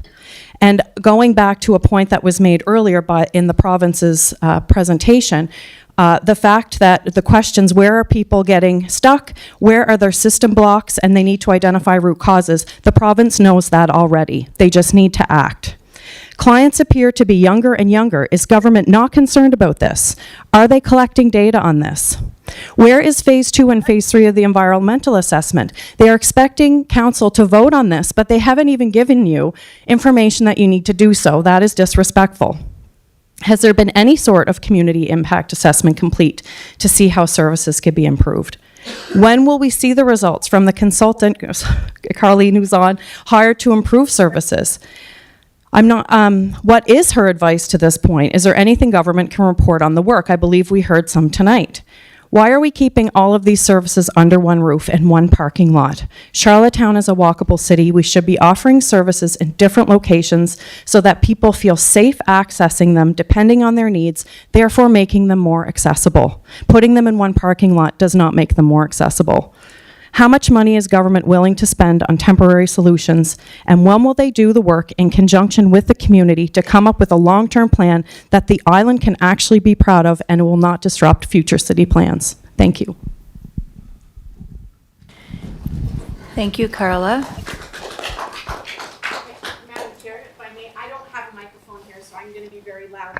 As a point of order, in accordance with procedure, this is the planning board. So when you speak, what we need to hear about is impacts on land. So when we say impacts on land, maybe it's increased traffic, maybe it's concern about crime in vicinity to the area of what's been raised. But the mandate of this board doesn't include considering services that is provided out of there and whether they're good or bad or useful or anything like that. What we need to focus on here is land use. So I would ask, as a matter of procedure, if anyone else has anything to raise in relation to land use. That is what the board needs to hear tonight in order to make their decision. I hope that makes sense. Your opinions are totally valid, but I need to let you know that this is the mandate of this body and this board tonight. Thank you. Thank you for that clarification, Eleanor. Does anyone else would like to come up to the mic? Do businesses mean land use? Pardon me? Like impact to a business? Yes. Yes. Thank you. Bethany Morrison, Charlottetown. So I'm not sure, I don't think that they have a secret, but Ken's Corner and Robbins, why would you even ask if there's an issue or to point out these things? Because I know that they have been, although this is my first meeting, but I'm well aware of what goes on. And it's just, it boggles my mind that this is being allowed to be in that area still, with the schools and the seniors and what's happened. And it's not going to change when it goes to Park Street. And this is not new with me saying this. Because how could it be? Because if there's not going to be any change made before, then it's going to be the same results. So you're just moving it to one spot to another spot. And I think a lot of people should be ashamed of themselves. I'm going to speak to you, Mayor Brown, with telling people to calm down, how inappropriate that was. Thank you for that. I don't think it's my 5 minutes up. I just appreciate it if you're here to make your statement, not, you can't get personal with other people, It's okay? not getting personal. That was right out in the public. Correct. So I don't think that helps the matter any. Maybe an apology would be in order for you to apologize. Unfortunately, Not right now. No, I'm saying later. folks, Yeah. point of order. And we do have to respect the rules and regulations that happen within this room. And that is that I am the chair of this meeting. And anything that you're going to address, unfortunately, you have to address it to me. Okay. I know it's frustrating, but it's just the rules. Fine. I'm sorry. Yep. So Robbins and Ken's, they both have lost business and maybe people won't go back ever again. So is anyone concerned about that? That to me would be a huge issue right there. And that's just two that I can think of right there. I know that it would affect other people, like car dealerships getting gas going to Ken's. Maybe they don't go there anymore. So that's Ken's losing even more business. And just buying from their store. It's such a busy spot. So thank you for hearing me. Thank you very much.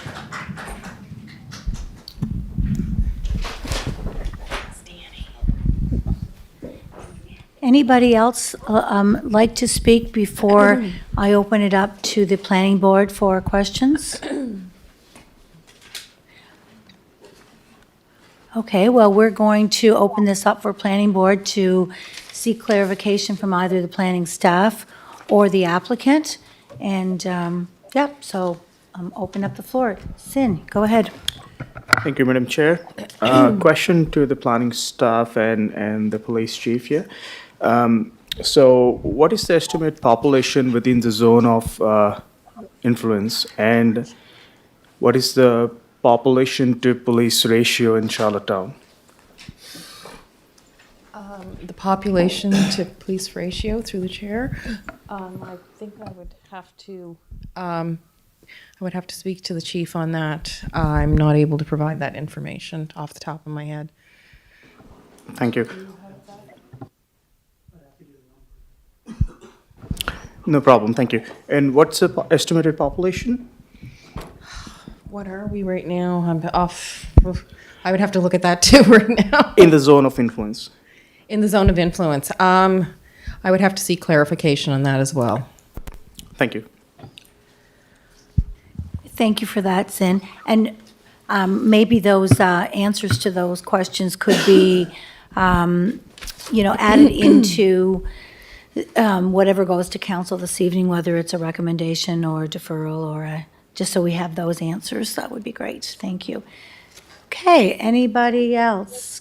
Councillor McCabe, see your light on. Thank you, Deputy Mayor.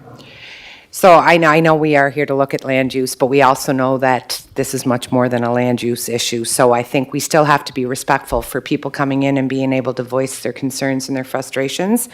And thanks to the province for their presentation. And Carleen, I'm glad you're here because it's really important that you hear the frustration that these residents are living with daily. And we look at data collection and we look at numbers and we look at different things. Jason, you need a raise every time I speak, and I'm glad to see you. But the data for these people is their lived experience every day. So these people live this every single day, and we need to stop using our words and maybe putting a little more action behind our words. They've been hearing for a long time that they were going to have opportunity to meet and collaborate and be a part of. And, there's lots of questions when it comes to really, are they words or are we actually following up with the words behind it? But I do have a question, I think kind of on land use, or really around why we're looking at this application again for the province. It indicated in the report through the environmental impact that its staff have received it, and once they evaluate it, they will look at possible permanent solutions. So my first question is, has this report been evaluated? So on the environmental report, so we have received a draft version of the report through the Department of Transportation and Infrastructure. There was some recommended additional work be completed upon receipt of that draft report. That work was completed in the month of December, and the final report should be completed and reviewed before the end of January. But I have been told that the area of which we are proposing to put the modular complexes for the outreach center is not impacted environmentally. Okay, so Jason, you understand that you're telling us tonight you're good, in 60 days, we're going to have this up and going. We haven't received a firm evaluation of an environmental assessment to deem that this land use is actually appropriate for what we're requesting, especially for long-term use, which we now know we have to have a sprinkler system in place in order to get occupancy, which we already know how long that took when we had emergency shelters and the cost. So the province is proposing putting in a temporary one-year variance, even though we don't know if the land use is okay, and we're going to put in a sprinkler system that's going to cost how much money for the taxpayers to go to a land that may or may not be acceptable in a year based on the fact that we don't have very much time because we have official plan and we have a master plan and we have, is this really a plan? Has this really been thought out well to think that this is the best place for this based on some of those conditions? These are questions I have and I hope you can answer them for me. What's going to be different when it gets there? And I know I'm not allowed to ask a lot of these questions, but I think they're impacting. I think community impact does come into play when we look at, is this going to be a zero tolerance location for a center, or is it low barrier? There's a difference in that. What can residents expect to be different? How is this going to be enforced and monitored? You know, I would have thought with the 2 police officers, they would have been on site all the time. Well, we heard tonight that that's not going to happen. How's there going to be enough time in 1 year to start the application? You have till December 2024 for the emergency shelters. That's 9 months away. How long is it going to take for this process? 8 months, 9 months, 10 months? How will you have enough time to install the sprinkler system that took a real long time to get someone in to do it the last time? If you're looking at keeping them together, again, the application, I guess to sum it up, what's your long-range plan? What's your vision? I need you to convince me why I should be supporting this application to move to Park Street. Okay, so just to handle a few of those questions, I know there was a lot there, but on the environmental side, we have been communicated to that there is no environmental issues on the site that we are proposing to put the modular complex on. There was, as I mentioned, some additional work needed on other areas of the parcel of land that kind of required some more time before they could finalize the draft report. So that is, we are comfortable and confident that there are no environmental concerns, and we will be working with the Department of Transportation and the Department of Environment on that. But from what we know today, we know that there are no environmental concerns based on the report that we received in draft form for this particular part of the land. With respect to kind of the long-term plan, as I mentioned, we are in the process, and we have already spoken with the city staff, and we understand the process that may take several months to complete. So we are in the process of planning that out, and we do recognize the timing of the emergency shelter variance for the temporary use is going to be up in December, and we have to proceed back to the city to request any permanent site. So I appreciate not answering your question 100%, but we are in the process of planning that out, and we will be working with Laurel and her team very closely on what we will have to do for a CDA amendment very soon.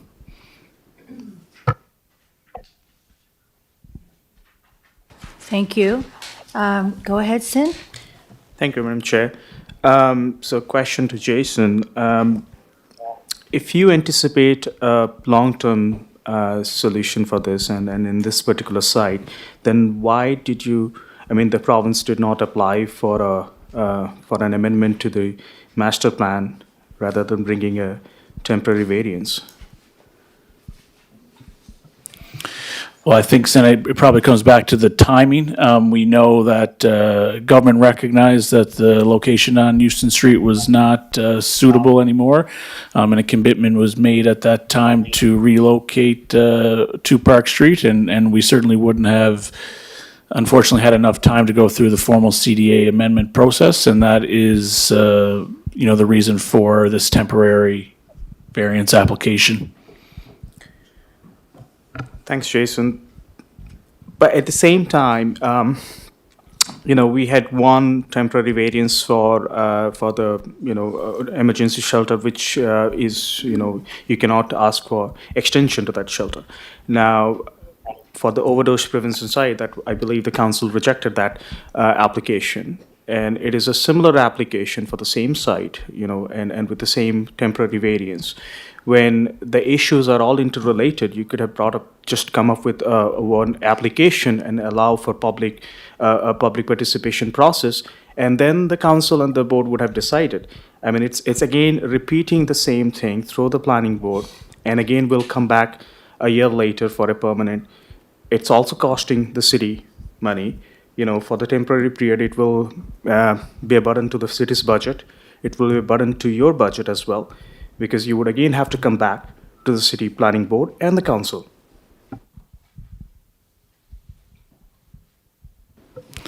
Certainly recognize those comments, then, and I appreciate that. I think, like I mentioned, we are trying to quickly move forward with the project to relocate to this site, and we will be planning the long-term vision for the site in the coming months. And like I mentioned, we're working with the city's staff, and we'll certainly proceed back when we have a more developed plan, but certainly recognize your comments. Madam Chair, what I don't understand, and I appreciate that you recognize this comments and the concerns, but what I don't understand, why is there an urgency to apply for temporary variance when the province can bring an application for, changes, amendments to the Eastern Gateway Master Plan and official plan, and, wait until, because you already have a site, whether that site is good or bad, that's a different question. But moving between the sites, and imagine if that, hypothetically speaking, if that plan, if that amendment application is not approved, you would again put an application to move to a different site.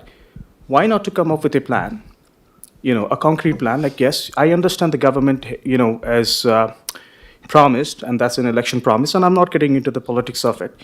But at the same time, you would have to understand the city cannot be, at the planning board, cannot be burdened with applications after applications on the same subject, which we will listen, but it cannot be burdened with the same subject, same site, same content, whereas the issue is not being solved, and again deferred all the time. Thank you. Did you want to respond to that? Okay, thank you.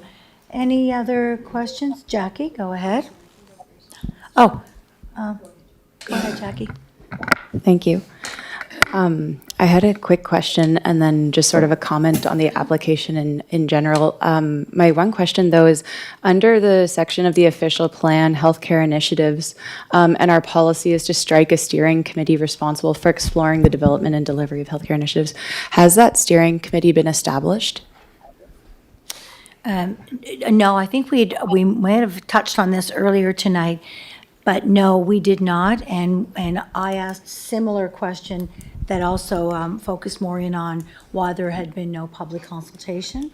But I believe that Laurel explained that because this is just a temporary variance application, that all of those other items would take place if this became a permanent application. Am I correct with that? You can elaborate on that, Laurel? Yes, Madam Chair.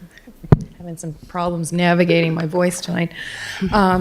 Yes, if if the province were to apply for this long-term, I think that's one of the main factors that has to occur is community engagement, as outlined in the official plan.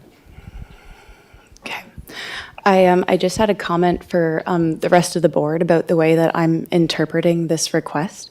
So I was reading the bylaw for a major variance request, which says that the applicant may apply for a major variance if the proposed building or development complies with the general intent of and purpose of the official plan. But from the report, what I'm understanding is that the only part of the official plan that supports this request is the section around healthcare initiatives.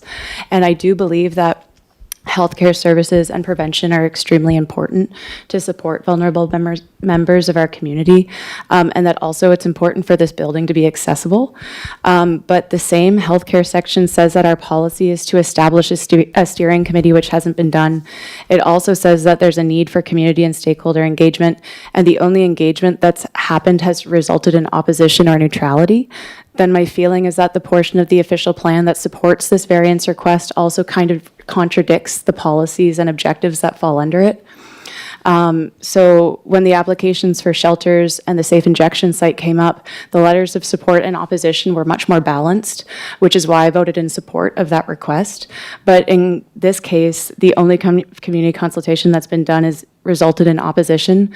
I think if the applicant had come forward with any evidence of consultation resulting in some support for this move, then it might have been easier to support this request. But without it, I find it personally difficult to support. That's the only comment I wanted to make. Thank you, Jackie. And Rosemary? Thank you, Madam Chair. So thank you to the presenters and to everyone from the community who presented. It appears to me that this request for a major variance does not fit the land use because of the Eastern Gateway Master Plan. And I'm wondering, and plus, it doesn't appear to me that this is a permanent solution. So temporary housing where you have to check in every night is not permanent housing for people. And a housing first approach is really what's being recommended to deal with this vulnerable population.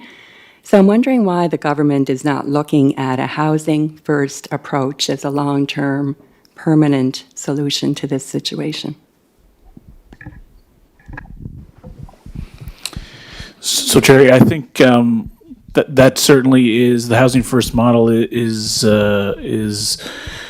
something that we are following in terms of our plan. However, as I mentioned earlier, we do have a commitment to increase supportive housing units across the island, and we do recognize that is very important for those that have complex needs to be able to work towards being successful in the community. So absolutely, this application today is specifically on the outreach type services for complex individuals facing homelessness or risk of facing homelessness. But ultimately, our department is working towards expanding all levels of the housing continuum going forward, and that would include utilizing the housing first approach and working towards increasing the supply of supportive housing units across the island. And honestly, that is our main focus in our department right now.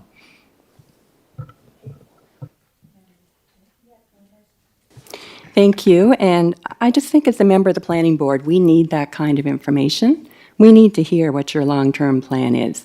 And for example, the city of Medicine Hat has done very well with their vulnerable population of homeless people who use temporary shelters and drop-in centers.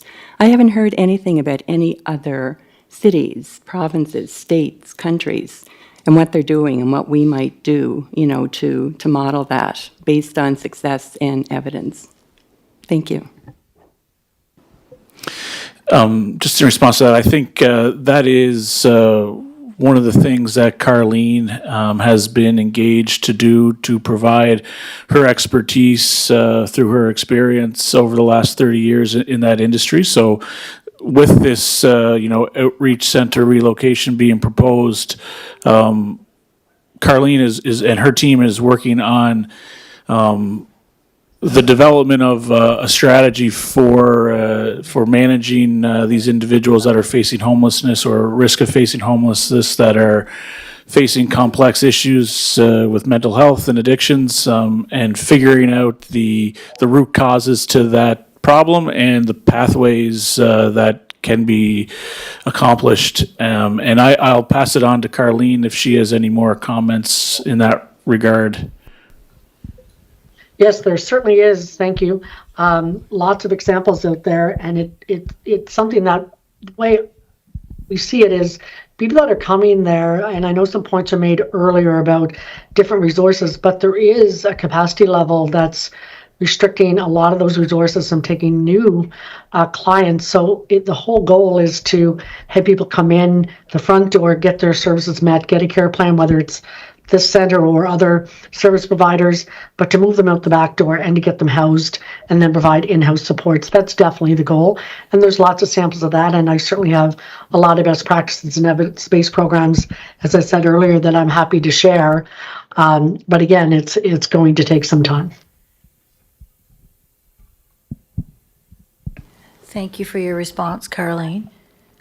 Go ahead, Sin. Thank you, Madam Chair. It appears to me like, even deciding on this temporary variance application is premature in the absence of appropriate information, whether this is inconsistent with the land use as envisaged by the city's official plan. And as my colleague mentioned earlier, even the temporary variance should be, consistent with the wider community interest and the land use aspect of the city official plan. Now, coming back to the point of whether whether the outreach center is good or bad, it's not the question we're dealing with at this point. Whether the outreach center is good or bad for the concerned site is the question we're dealing with. Now, what I have not been able to grasp from the applicant is that they have not convincingly presented whether this is good or bad for this particular site, and whether this temporary nature and the need for a temporary variance rather than a permanent application, which you can very well bring a permanent application and let the city decide after a due process of law. Thank you for that. Planning Board, any other questions? Do I see a light on? Go ahead, Your Worship. So, Caroline, there are different models out there, which I'm sure you're aware of. Yes. I spoke to the Mayor of London, Ontario, Josh Morgan, last week, and they've broken up, they've taken their system and broken it into hubs to deal with the different issues. And the hubs will serve 25 to 30 people per location, depending on the acuity and needs of the population. And then speaking to the Mayor of Moncton, Don Arnold, there is an explosion of the on-house homelessness in Moncton. But as she said, it comes back to housing first, as Rosemary stated earlier, is that they need a fixed roof over their head. And if I go back to Caroline's presentation, where she has what makes Canadians sick, 50% your life. But if you look at social exclusion, so if you don't have a home, that's social exclusion. If you don't, like social safety net, what's living in a tent or living in a temporary shelter, emergency shelter? That's not serving the social safety net. And talks about housing, homelessness, and community belonging. So that 50% is and the 25% your healthcare. I think that affects all of us. Waiting times, lack of a doctor, and so forth. So that in mind, if I look at what we're talking about, Caroline and Jason, and I really appreciate the presentation and how you tried to cover a lot of these areas, and what our planner has also explained to us, Laura Palmer Thompson, is that there's so many unknowns when you talk about. That's why I referred to where's this healthcare issue in our official plan. So we're recommending to strike a steering committee. We're recommending to talk about community engagement. Then we have the CDA, how it relates to the Eastern Gateway Plan. So there's so much that has to be changed, and we have so little time, because that 1 year, okay, that 12 months is going to go by quickly, and we're going to be back here. So I'm just concerned about the process of trying to accommodate what you're asking. And if I go back to what MLA and the leader of the Green Party stated, their committee, the Standing Committee on Health and Social Development, they had 3 recommendations related to the Community Outreach Center. But was the Standing Committee, Carl, if I could ask you, was the Standing Committee against the operation of a Community Outreach Wellness Center? Like closed it down completely? No. Okay. So, Jason, Caroline, there's concern about how this process is being squeezed so that we can get to a quick resolution. Like, I know you're trying to speak for government. Can you give us a better picture? Or Caroline, for that matter. Sure. I think with regards to the process for the CDA amendment, I tried to mention earlier, we are planning to proceed down that path for a longer-term plan. And it's not lost on me the timing. I recognize the timing is going to be tight, and we will plan very soon to start that process with the city staff.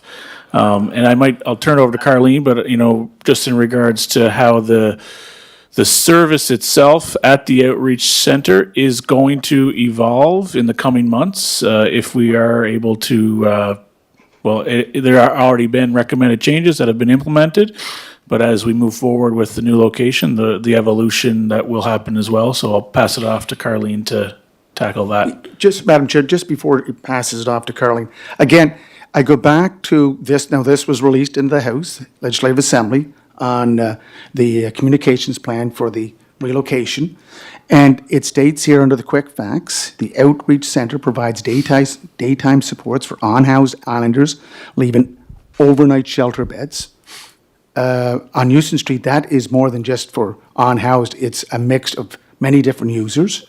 The Community Outreach Center offers support to people seeking financial assistance, counseling, employment, and food and housing. Islanders can also access washrooms, laundry facilities, and computers, as well as connections to the community and government organizations and services. So that was what came out in the communications plan. Now you're telling me that you're going to be looking at maybe splintering some of these services to connect to other services outside of the outreach center or outside of this wellness center? Is that what you're saying? So I'll let Carleen speak to that, but that service that you just referenced in that letter is accurate, but we will, like I mentioned, the evolution of the service in the coming months will happen, but I'll let Carleen speak to that. Thanks, Jason. Definitely the focus is that anyone coming to the shelter, and this is already underway, again, it's not been that long underway, but it's been underway, is that people that are coming there are coming for a purpose. And the purpose should be that they come through triage to identify that they have a purpose, and then they would go to intake to get more questions. That's just being literally developed now. If they're there for a basic need, they should get that basic need and move on. There is a lot more presence in the parking lot currently. It really is around in the shelter, let's say down on Park Street currently now, when they come down during the day, people wander around during the day if they are staying at the shelter. And so using the washroom or taking a shower is a current function. Although we're looking at the mandate, and certainly I'm doing that with the team and that are at the outreach center and other community players. And if they're coming in, do we need to provide that there? So looking at what exactly do we need to do there and what do we not? The mandate currently does have all those things listed. I would suggest that if this goes forward, they wouldn't do all those things that are listed currently. And there's a mandate change that was proposed in my part of the presentation that would be definitely something that would be recommended. So really it's about getting people there if they have a purpose to be there, and hopefully creating them into some permanent placement, or if they're already staying at Salvation Army or Blooming House, that they would then be sent back there to be case managed and to help address their issues. So again, really trying to get down to not only what is people coming there for, what are people coming there for, what is the purpose of the outreach center, but also what should it be. And so that's what we're up literally to our elbows in figuring out now. So what would be different at the new center, in my opinion, is that you wouldn't get past the security gates if you're not there to actually go in and do something. There would be the same intake and lockers and whole procedure as the shelter that's down on Park Street. So it would be a very big deterrent that it's different than today for people to just come and hang out.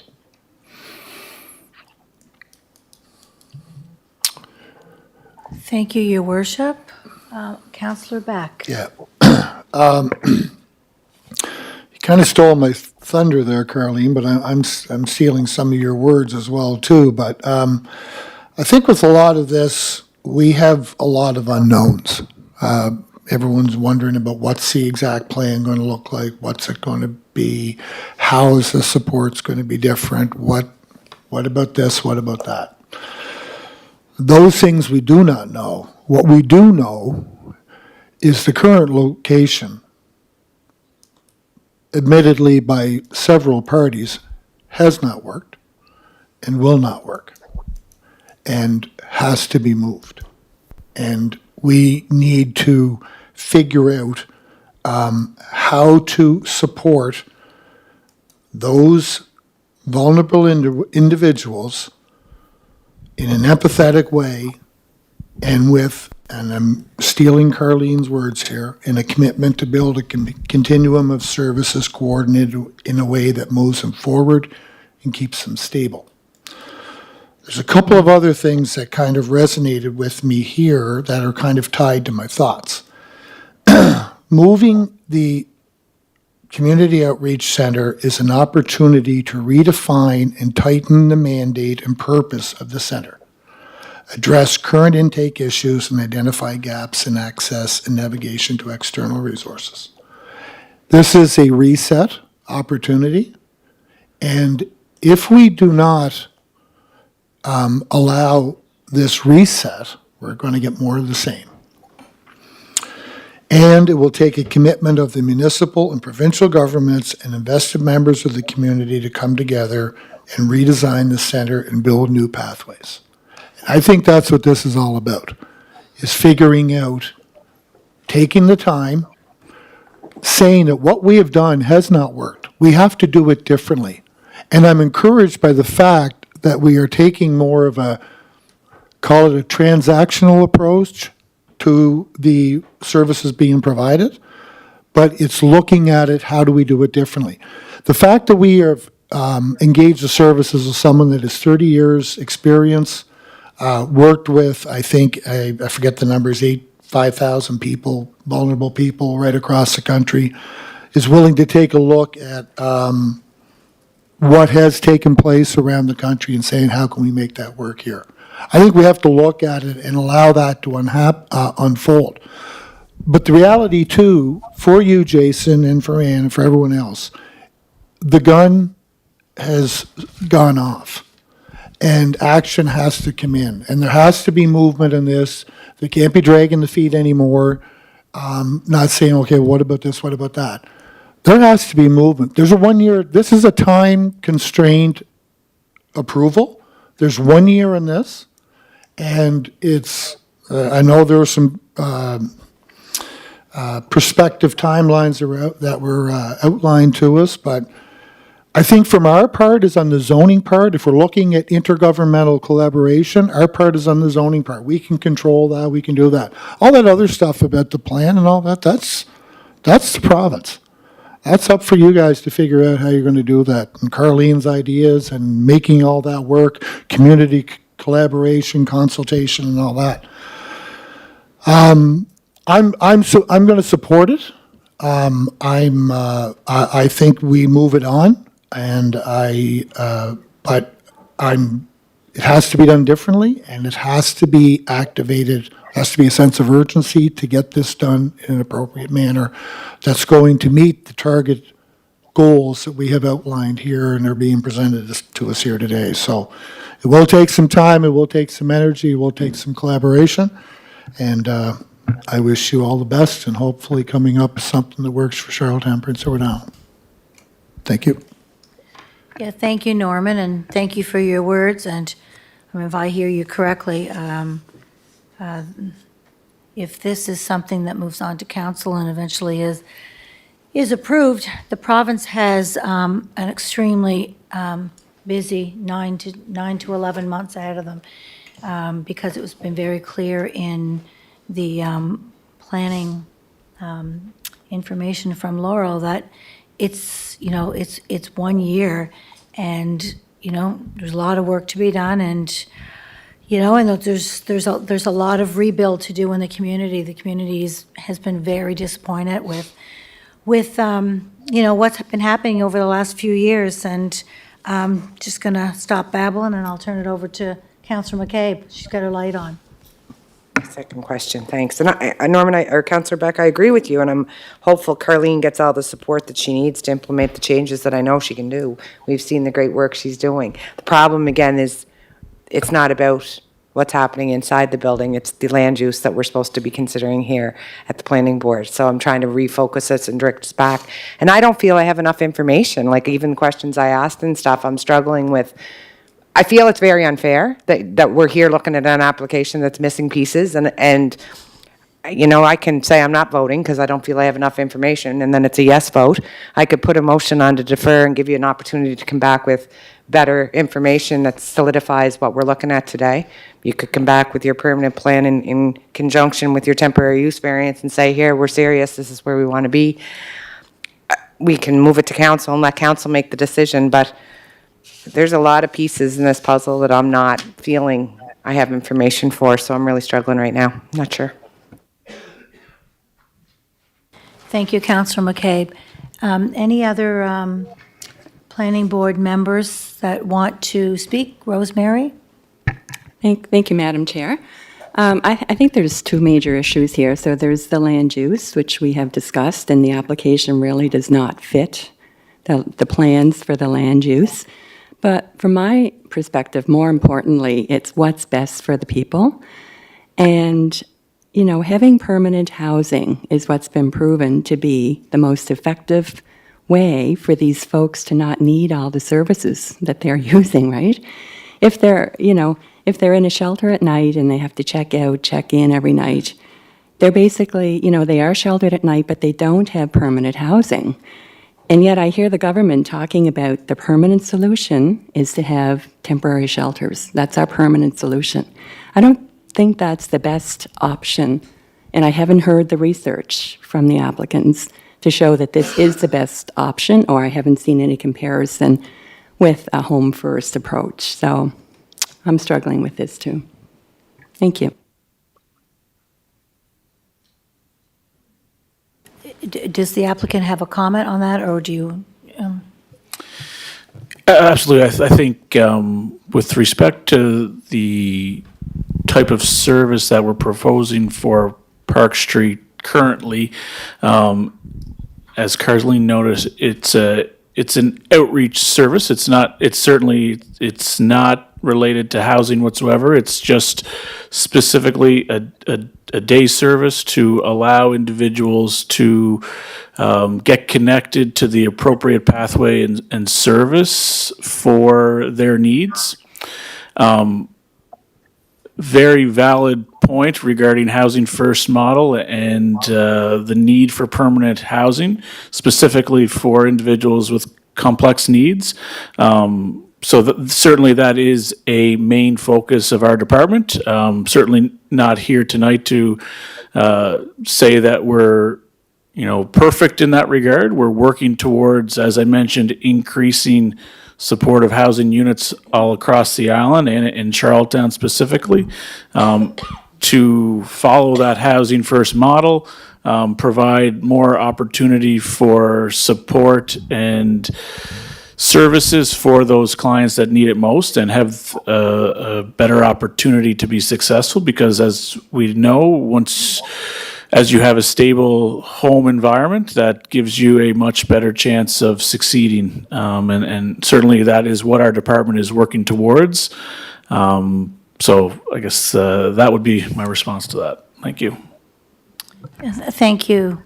And just a question for you, Jason or Carleen.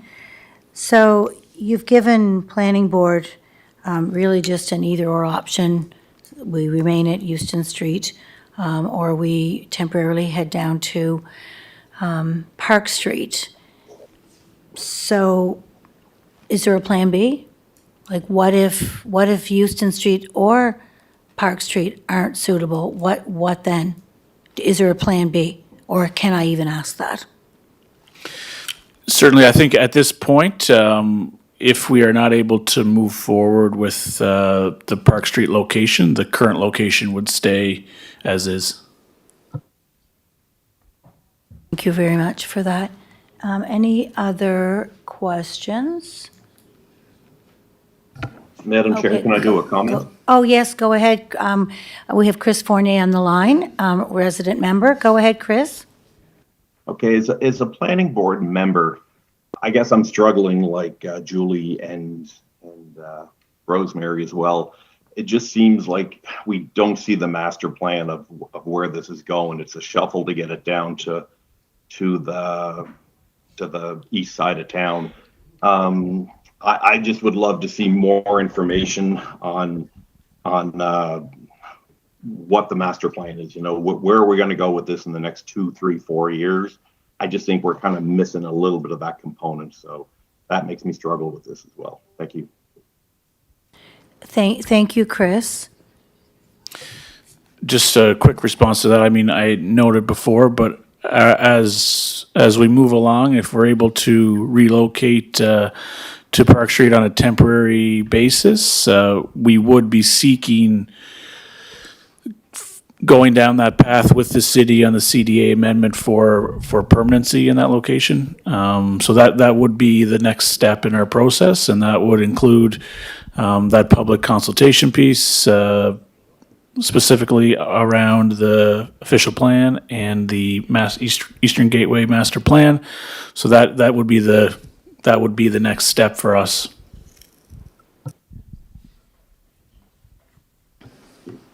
Go ahead, Sin. Thank you, Madam Chair. And this is question for the police chief.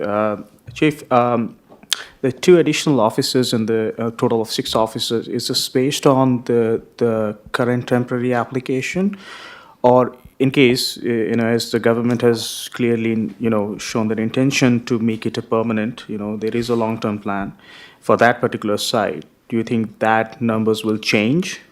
And how will it impact policing around that, if it becomes a permanent site?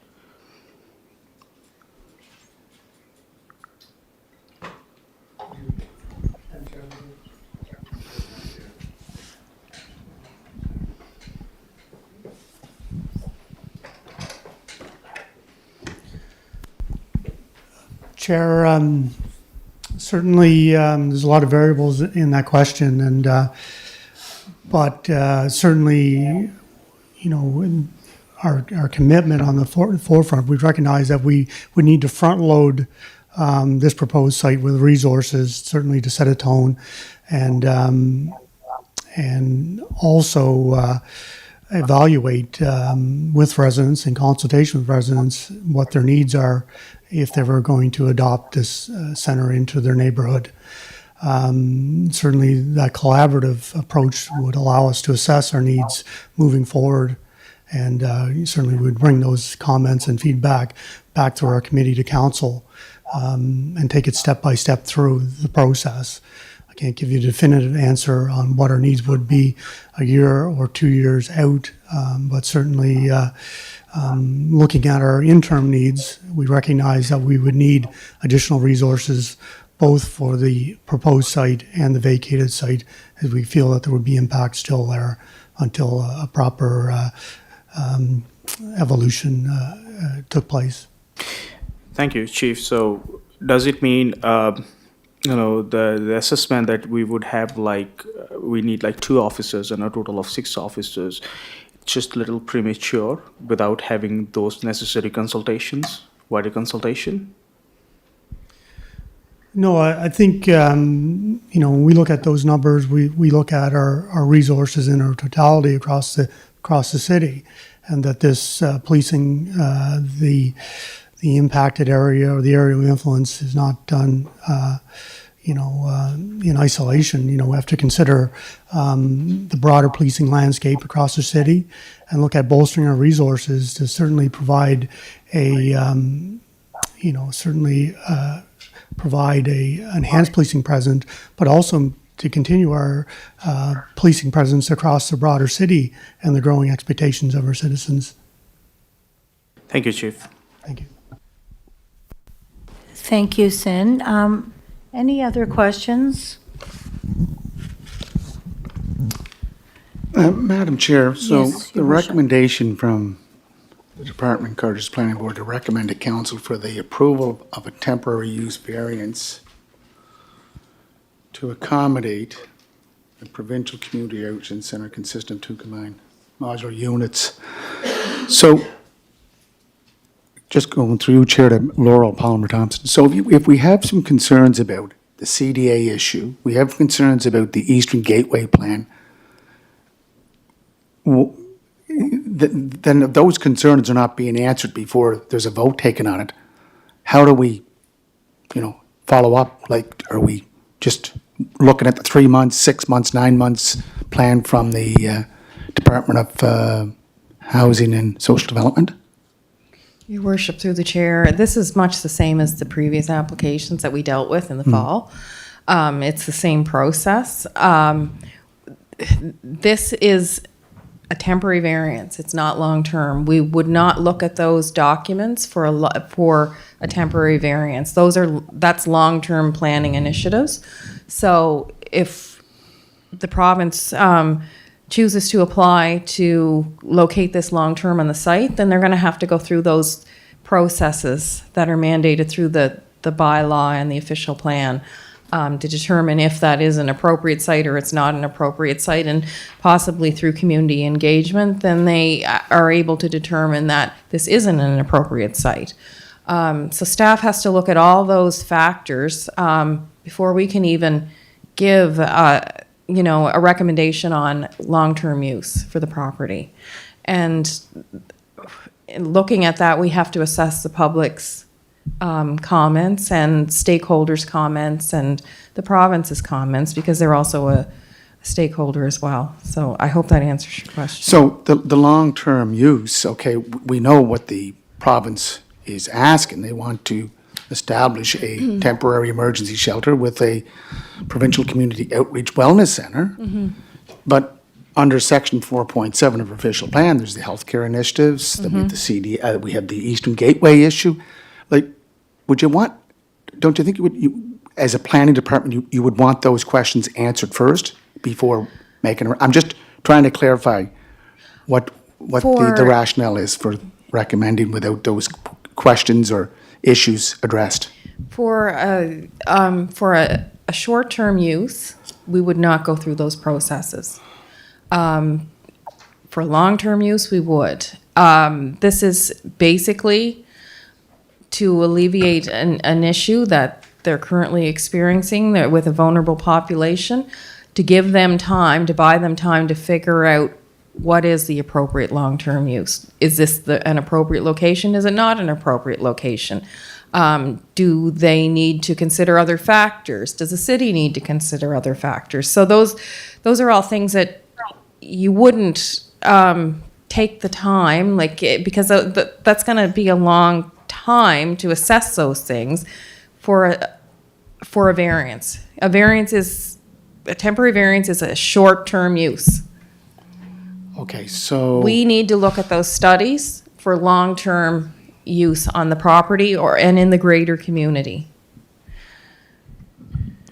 And through those assessments, the province and the city may figure out that this isn't an appropriate site. Because, like I said earlier, we currently have a long-term use established for the site. If you're going to change the use on that site, where does that other use move to? And those decisions through the Eastern Gateway, they weren't just made by the city. That was a plan that had considerable community engagement. It had the city's engagement. The province was involved. CADC, there was a ton of stakeholders that were involved in determining that. So it's not just something that, you can just say, okay, well, we're just going to change that site. You have to look at the overall effect on the whole plan. Yeah. So I mean, those are conversations that we've had with the province, and we have to continue to have with the province, because it's just not a simple answer. Yeah. So the temporary variance of 1 year will allow you to address the section 4.7 healthcare initiatives? It allows the province, in conjunction with the city and the residents at large and the stakeholders at large, to address those concerns. Which requires, our objective is to strike a steering committee who will be responsible for development and delivery, doing public consultation. That's what they'll be required to do, correct?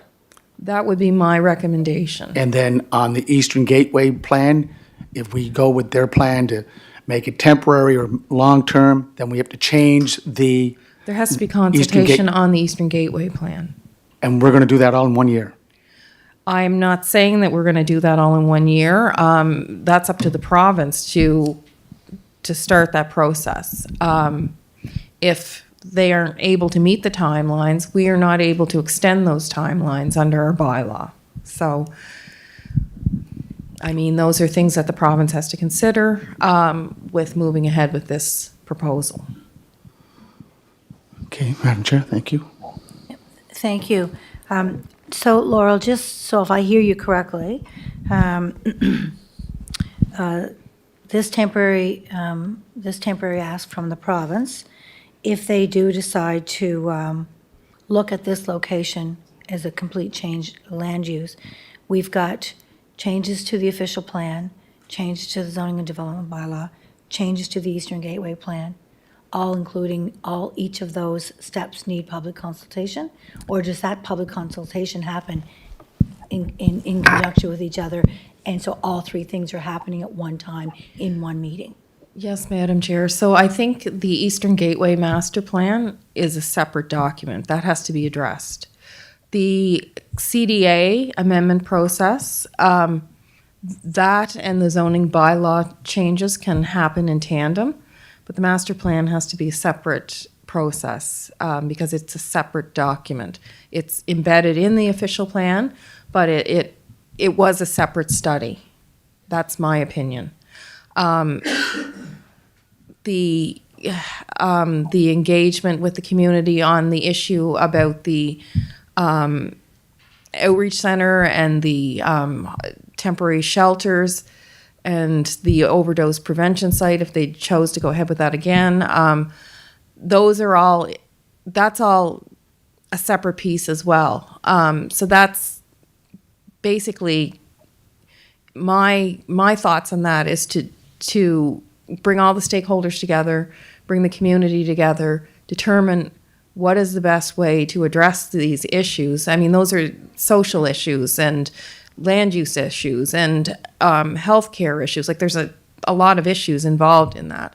So they have to determine the best plan going forward to address those issues and then apply for what they need to do land use wise, because they may determine that that isn't the right location, or that they need to employ other services to be able to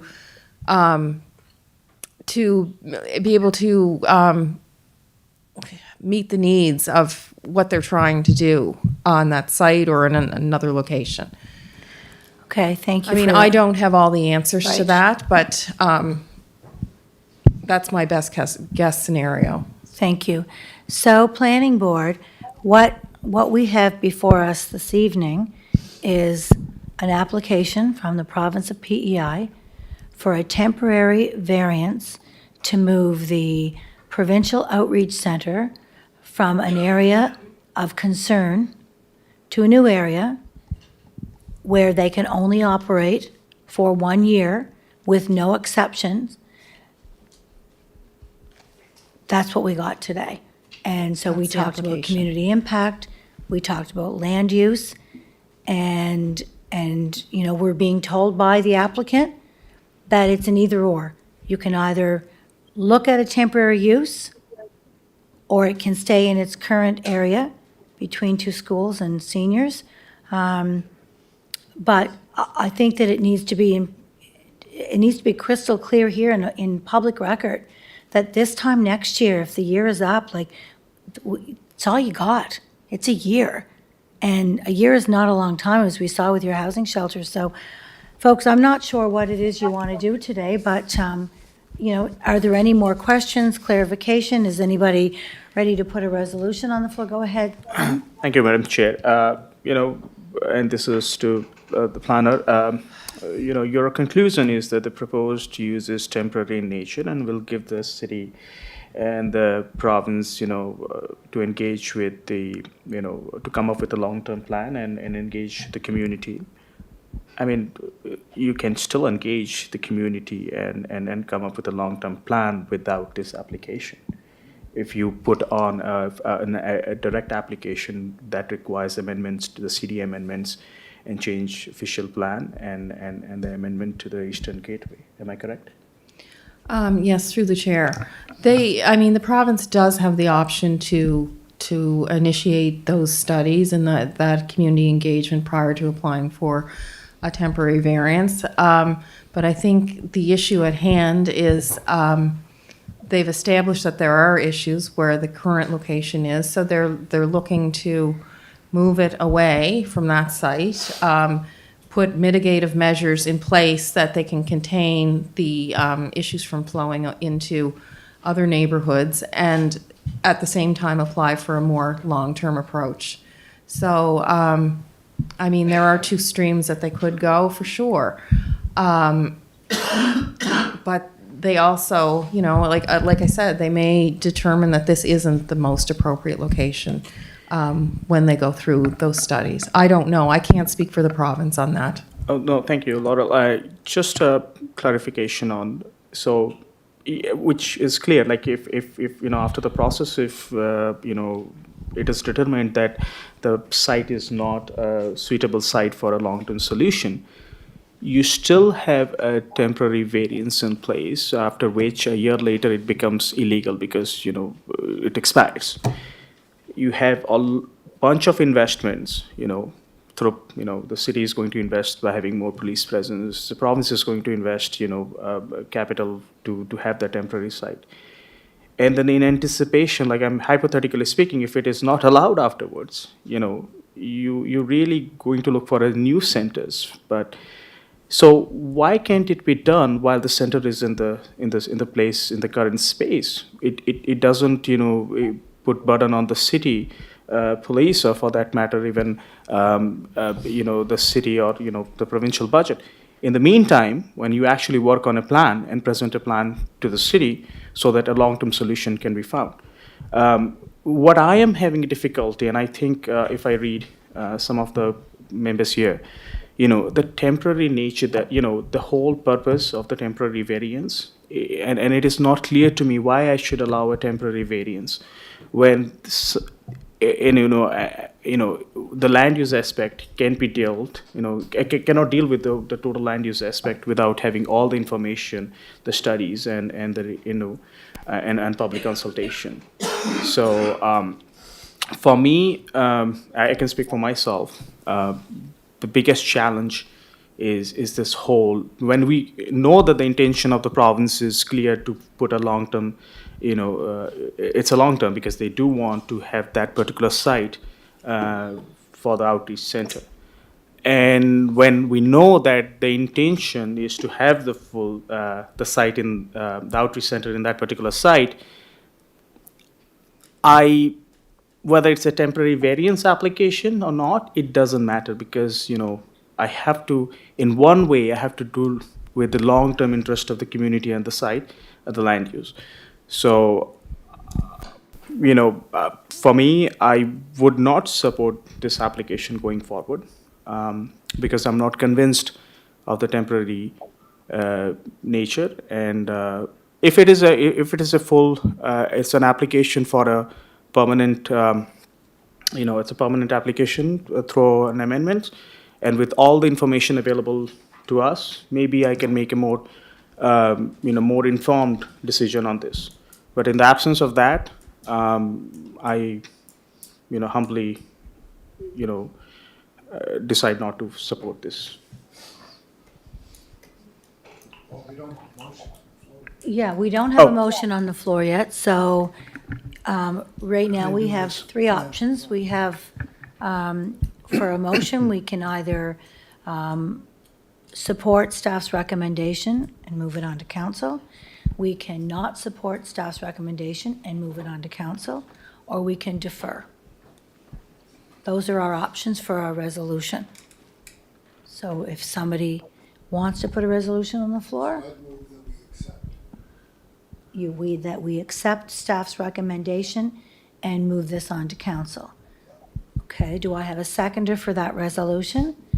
Seconded by Bobby Kenny. So we now have a resolution on the floor. Do you have any questions on the resolution? Go ahead, Lee. Just one question. It may not be pertaining to this planning board, but is it gated? Is there going to be a security guard gate on this, with this here temporary permit? Yes, Chair, there will be a secure entrance and a security gate and security on site 24/7. 24/7? Yep. Okay, so the rest of it's going to be fenced in to that effect? Yeah, Correct, yep. okay. There will be some improvements that need to be made to some of the fence, but for the most part, it has fence in place right now, but we will be looking at making improvements to some of that. Okay. And one other question, I don't know if it pertains to this, but can government overrule our decision here tonight if they want to? Ooh, that's a kind of a big question for the chair. Maybe. So that might be either a question for Laurel or for CAO Mohammed, if either of those are comfortable taking that question. Yes, Madam Chair. The provincial government is a higher order of government. They're higher order than the municipality. I'm not a lawyer, but legally I believe that they do have the right to, the provincial or the federal government, to overrule a lower order of government. However, I think there's a good working relationship between both the municipality and the provincial government, and I don't know if they would take that approach. But I cannot speak for the provincial government or the politicians that are at play in those kind of decisions. Thank you. No, it was just a question or a clarification, that's all. So. Thank you. Given that, yeah. Yep, thank you for that. I just have a question on the resolution, and it was a question for the applicant. So if you mentioned in your presentation of a reboot, changing things, changing the model, et cetera. So if I hear you correctly, that means no drugs, no alcohol, and any other rules we have around tobacco use and any other thing will be followed. Is that correct? Thank you. It would be a zero tolerance policy at the site, and I'll let Carleen speak to that as well if she chooses. Yes, I think that's a great question. It will be aligned with what's currently happening at the shelter, and that will be with the focus on a zero tolerance. And obviously having to come in and get screened and put their stuff in the lockers kind of takes away their access. So that's definitely the goal forward. And just to clarify, that's smoking too? That I do not know. Jason? I might have to get back to you on that. I don't know off the top of my head. Thanks. Thank you. So, Madam Chair, there is the other option for the province. If this doesn't go through, they can appeal it to IRAC, and IRAC will make a decision on that appeal. But, we have some issues, like Seth is saying, and, I have some issues too. So there is an option to table the motion to get more information. Is that where I'm getting here? We need more information to make this more permanent, or is it just yay or nay? That's a good question, Your Well, Worship. that's- But I think what we heard from Laurel on that, and correct me if I'm wrong, this is as much information is required to make a decision on a temporary variance, and you can step in and tell me if I misheard you when you said that. Yes, Madam Chair, I think if you were going to wait for the necessary studies and the master plan to be amended and all those things that I spoke about earlier, there wouldn't be a sense of applying for temporary variance. Otherwise, you would just go through the full master plan amendment, official plan, zoning bylaw amendment, all those studies, as opposed to applying for a temporary variance. Temporary variance under the bylaw is a mechanism to give relief to a use that typically wouldn't be permitted, and it's a short-term solution. Gotcha, thank you. So just a reminder to everyone, we do have a motion on the floor, so I've asked 2 questions, so that's all I can ask. Yeah, I'm just your following up second again. Is that question, all Your right? Worship. Second question. So, again, we have an opportunity to work with our provincial counterparts. This is a land use, but a community issue, not just here, but many jurisdictions across the country. Mental health issues, drug addiction, misuse of alcohol, unemployment, and the underlining of all that is the housing crisis. So I feel that we're moving this up to council for a broader discussion, and I will be voting in favor of it. But I believe we have to get around our responsibility as a municipality, because it's not just a provincial problem. It's not just a federal problem. We're all part of trying to find solutions to this problem. And whether it's land use, or it's how we provide the programs through the provincial or federal government, we have a responsibility here. And it's not going to get better by thinking that we're going to get all the questions answered. We have that 1-year temporary variance. If those questions are not answered under Section 4.7 of our official plan for healthcare, or we don't get the questions answered about how we're going to deal with the housing crisis and provide more housing, and all the other points that were brought up here tonight, then a year down the road, it'll be no. Thank you, Madam Chair. Thank you, Your Worship. Does anyone else have any questions on the resolution? Go ahead, Councillor McCabe. I still don't know how I'm going to vote, and I will when you call the question, but the nice thing is I'll have time to process. There's a lot of information tonight, a lot of things that we have to go back. I don't know what the right answer is. I know that there's a lot of work to be done, but I'm just going to say regardless of how I vote, it's with the purpose that I'll have more time to think before we get to the final decision. Thank you, and I believe Councillor Beck has his light on. Yeah, I do. Go ahead. Yeah, I think there's an acknowledgement that there is no good spot. Period. I don't think anyone would argue that. I think we got to get moving on this. And the one thing I do know is we got to get it out of its current location. And it has not worked.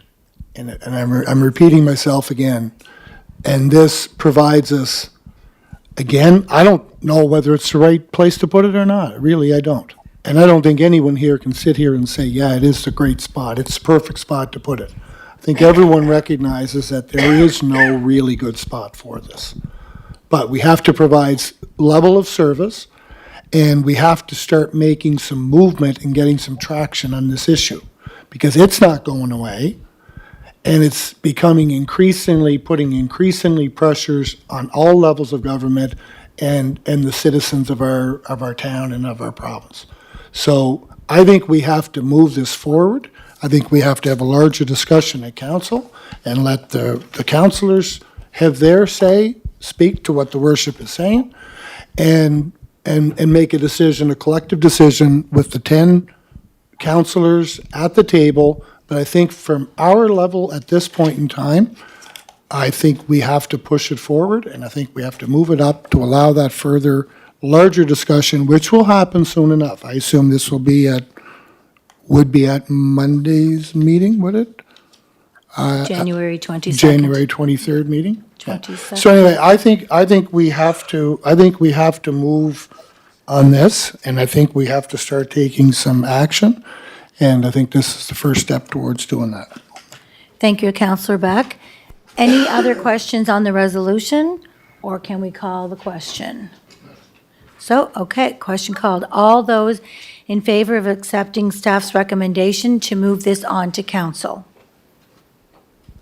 Okay, Councillor McCabe, Councillor Beck, Bobby Kenny, Lee McDonald, His Worship. Chris? My vote would be no, not to. No, and so against, we have Chris Fournier, we have Rosemary, we have Sin, and we have Jackie.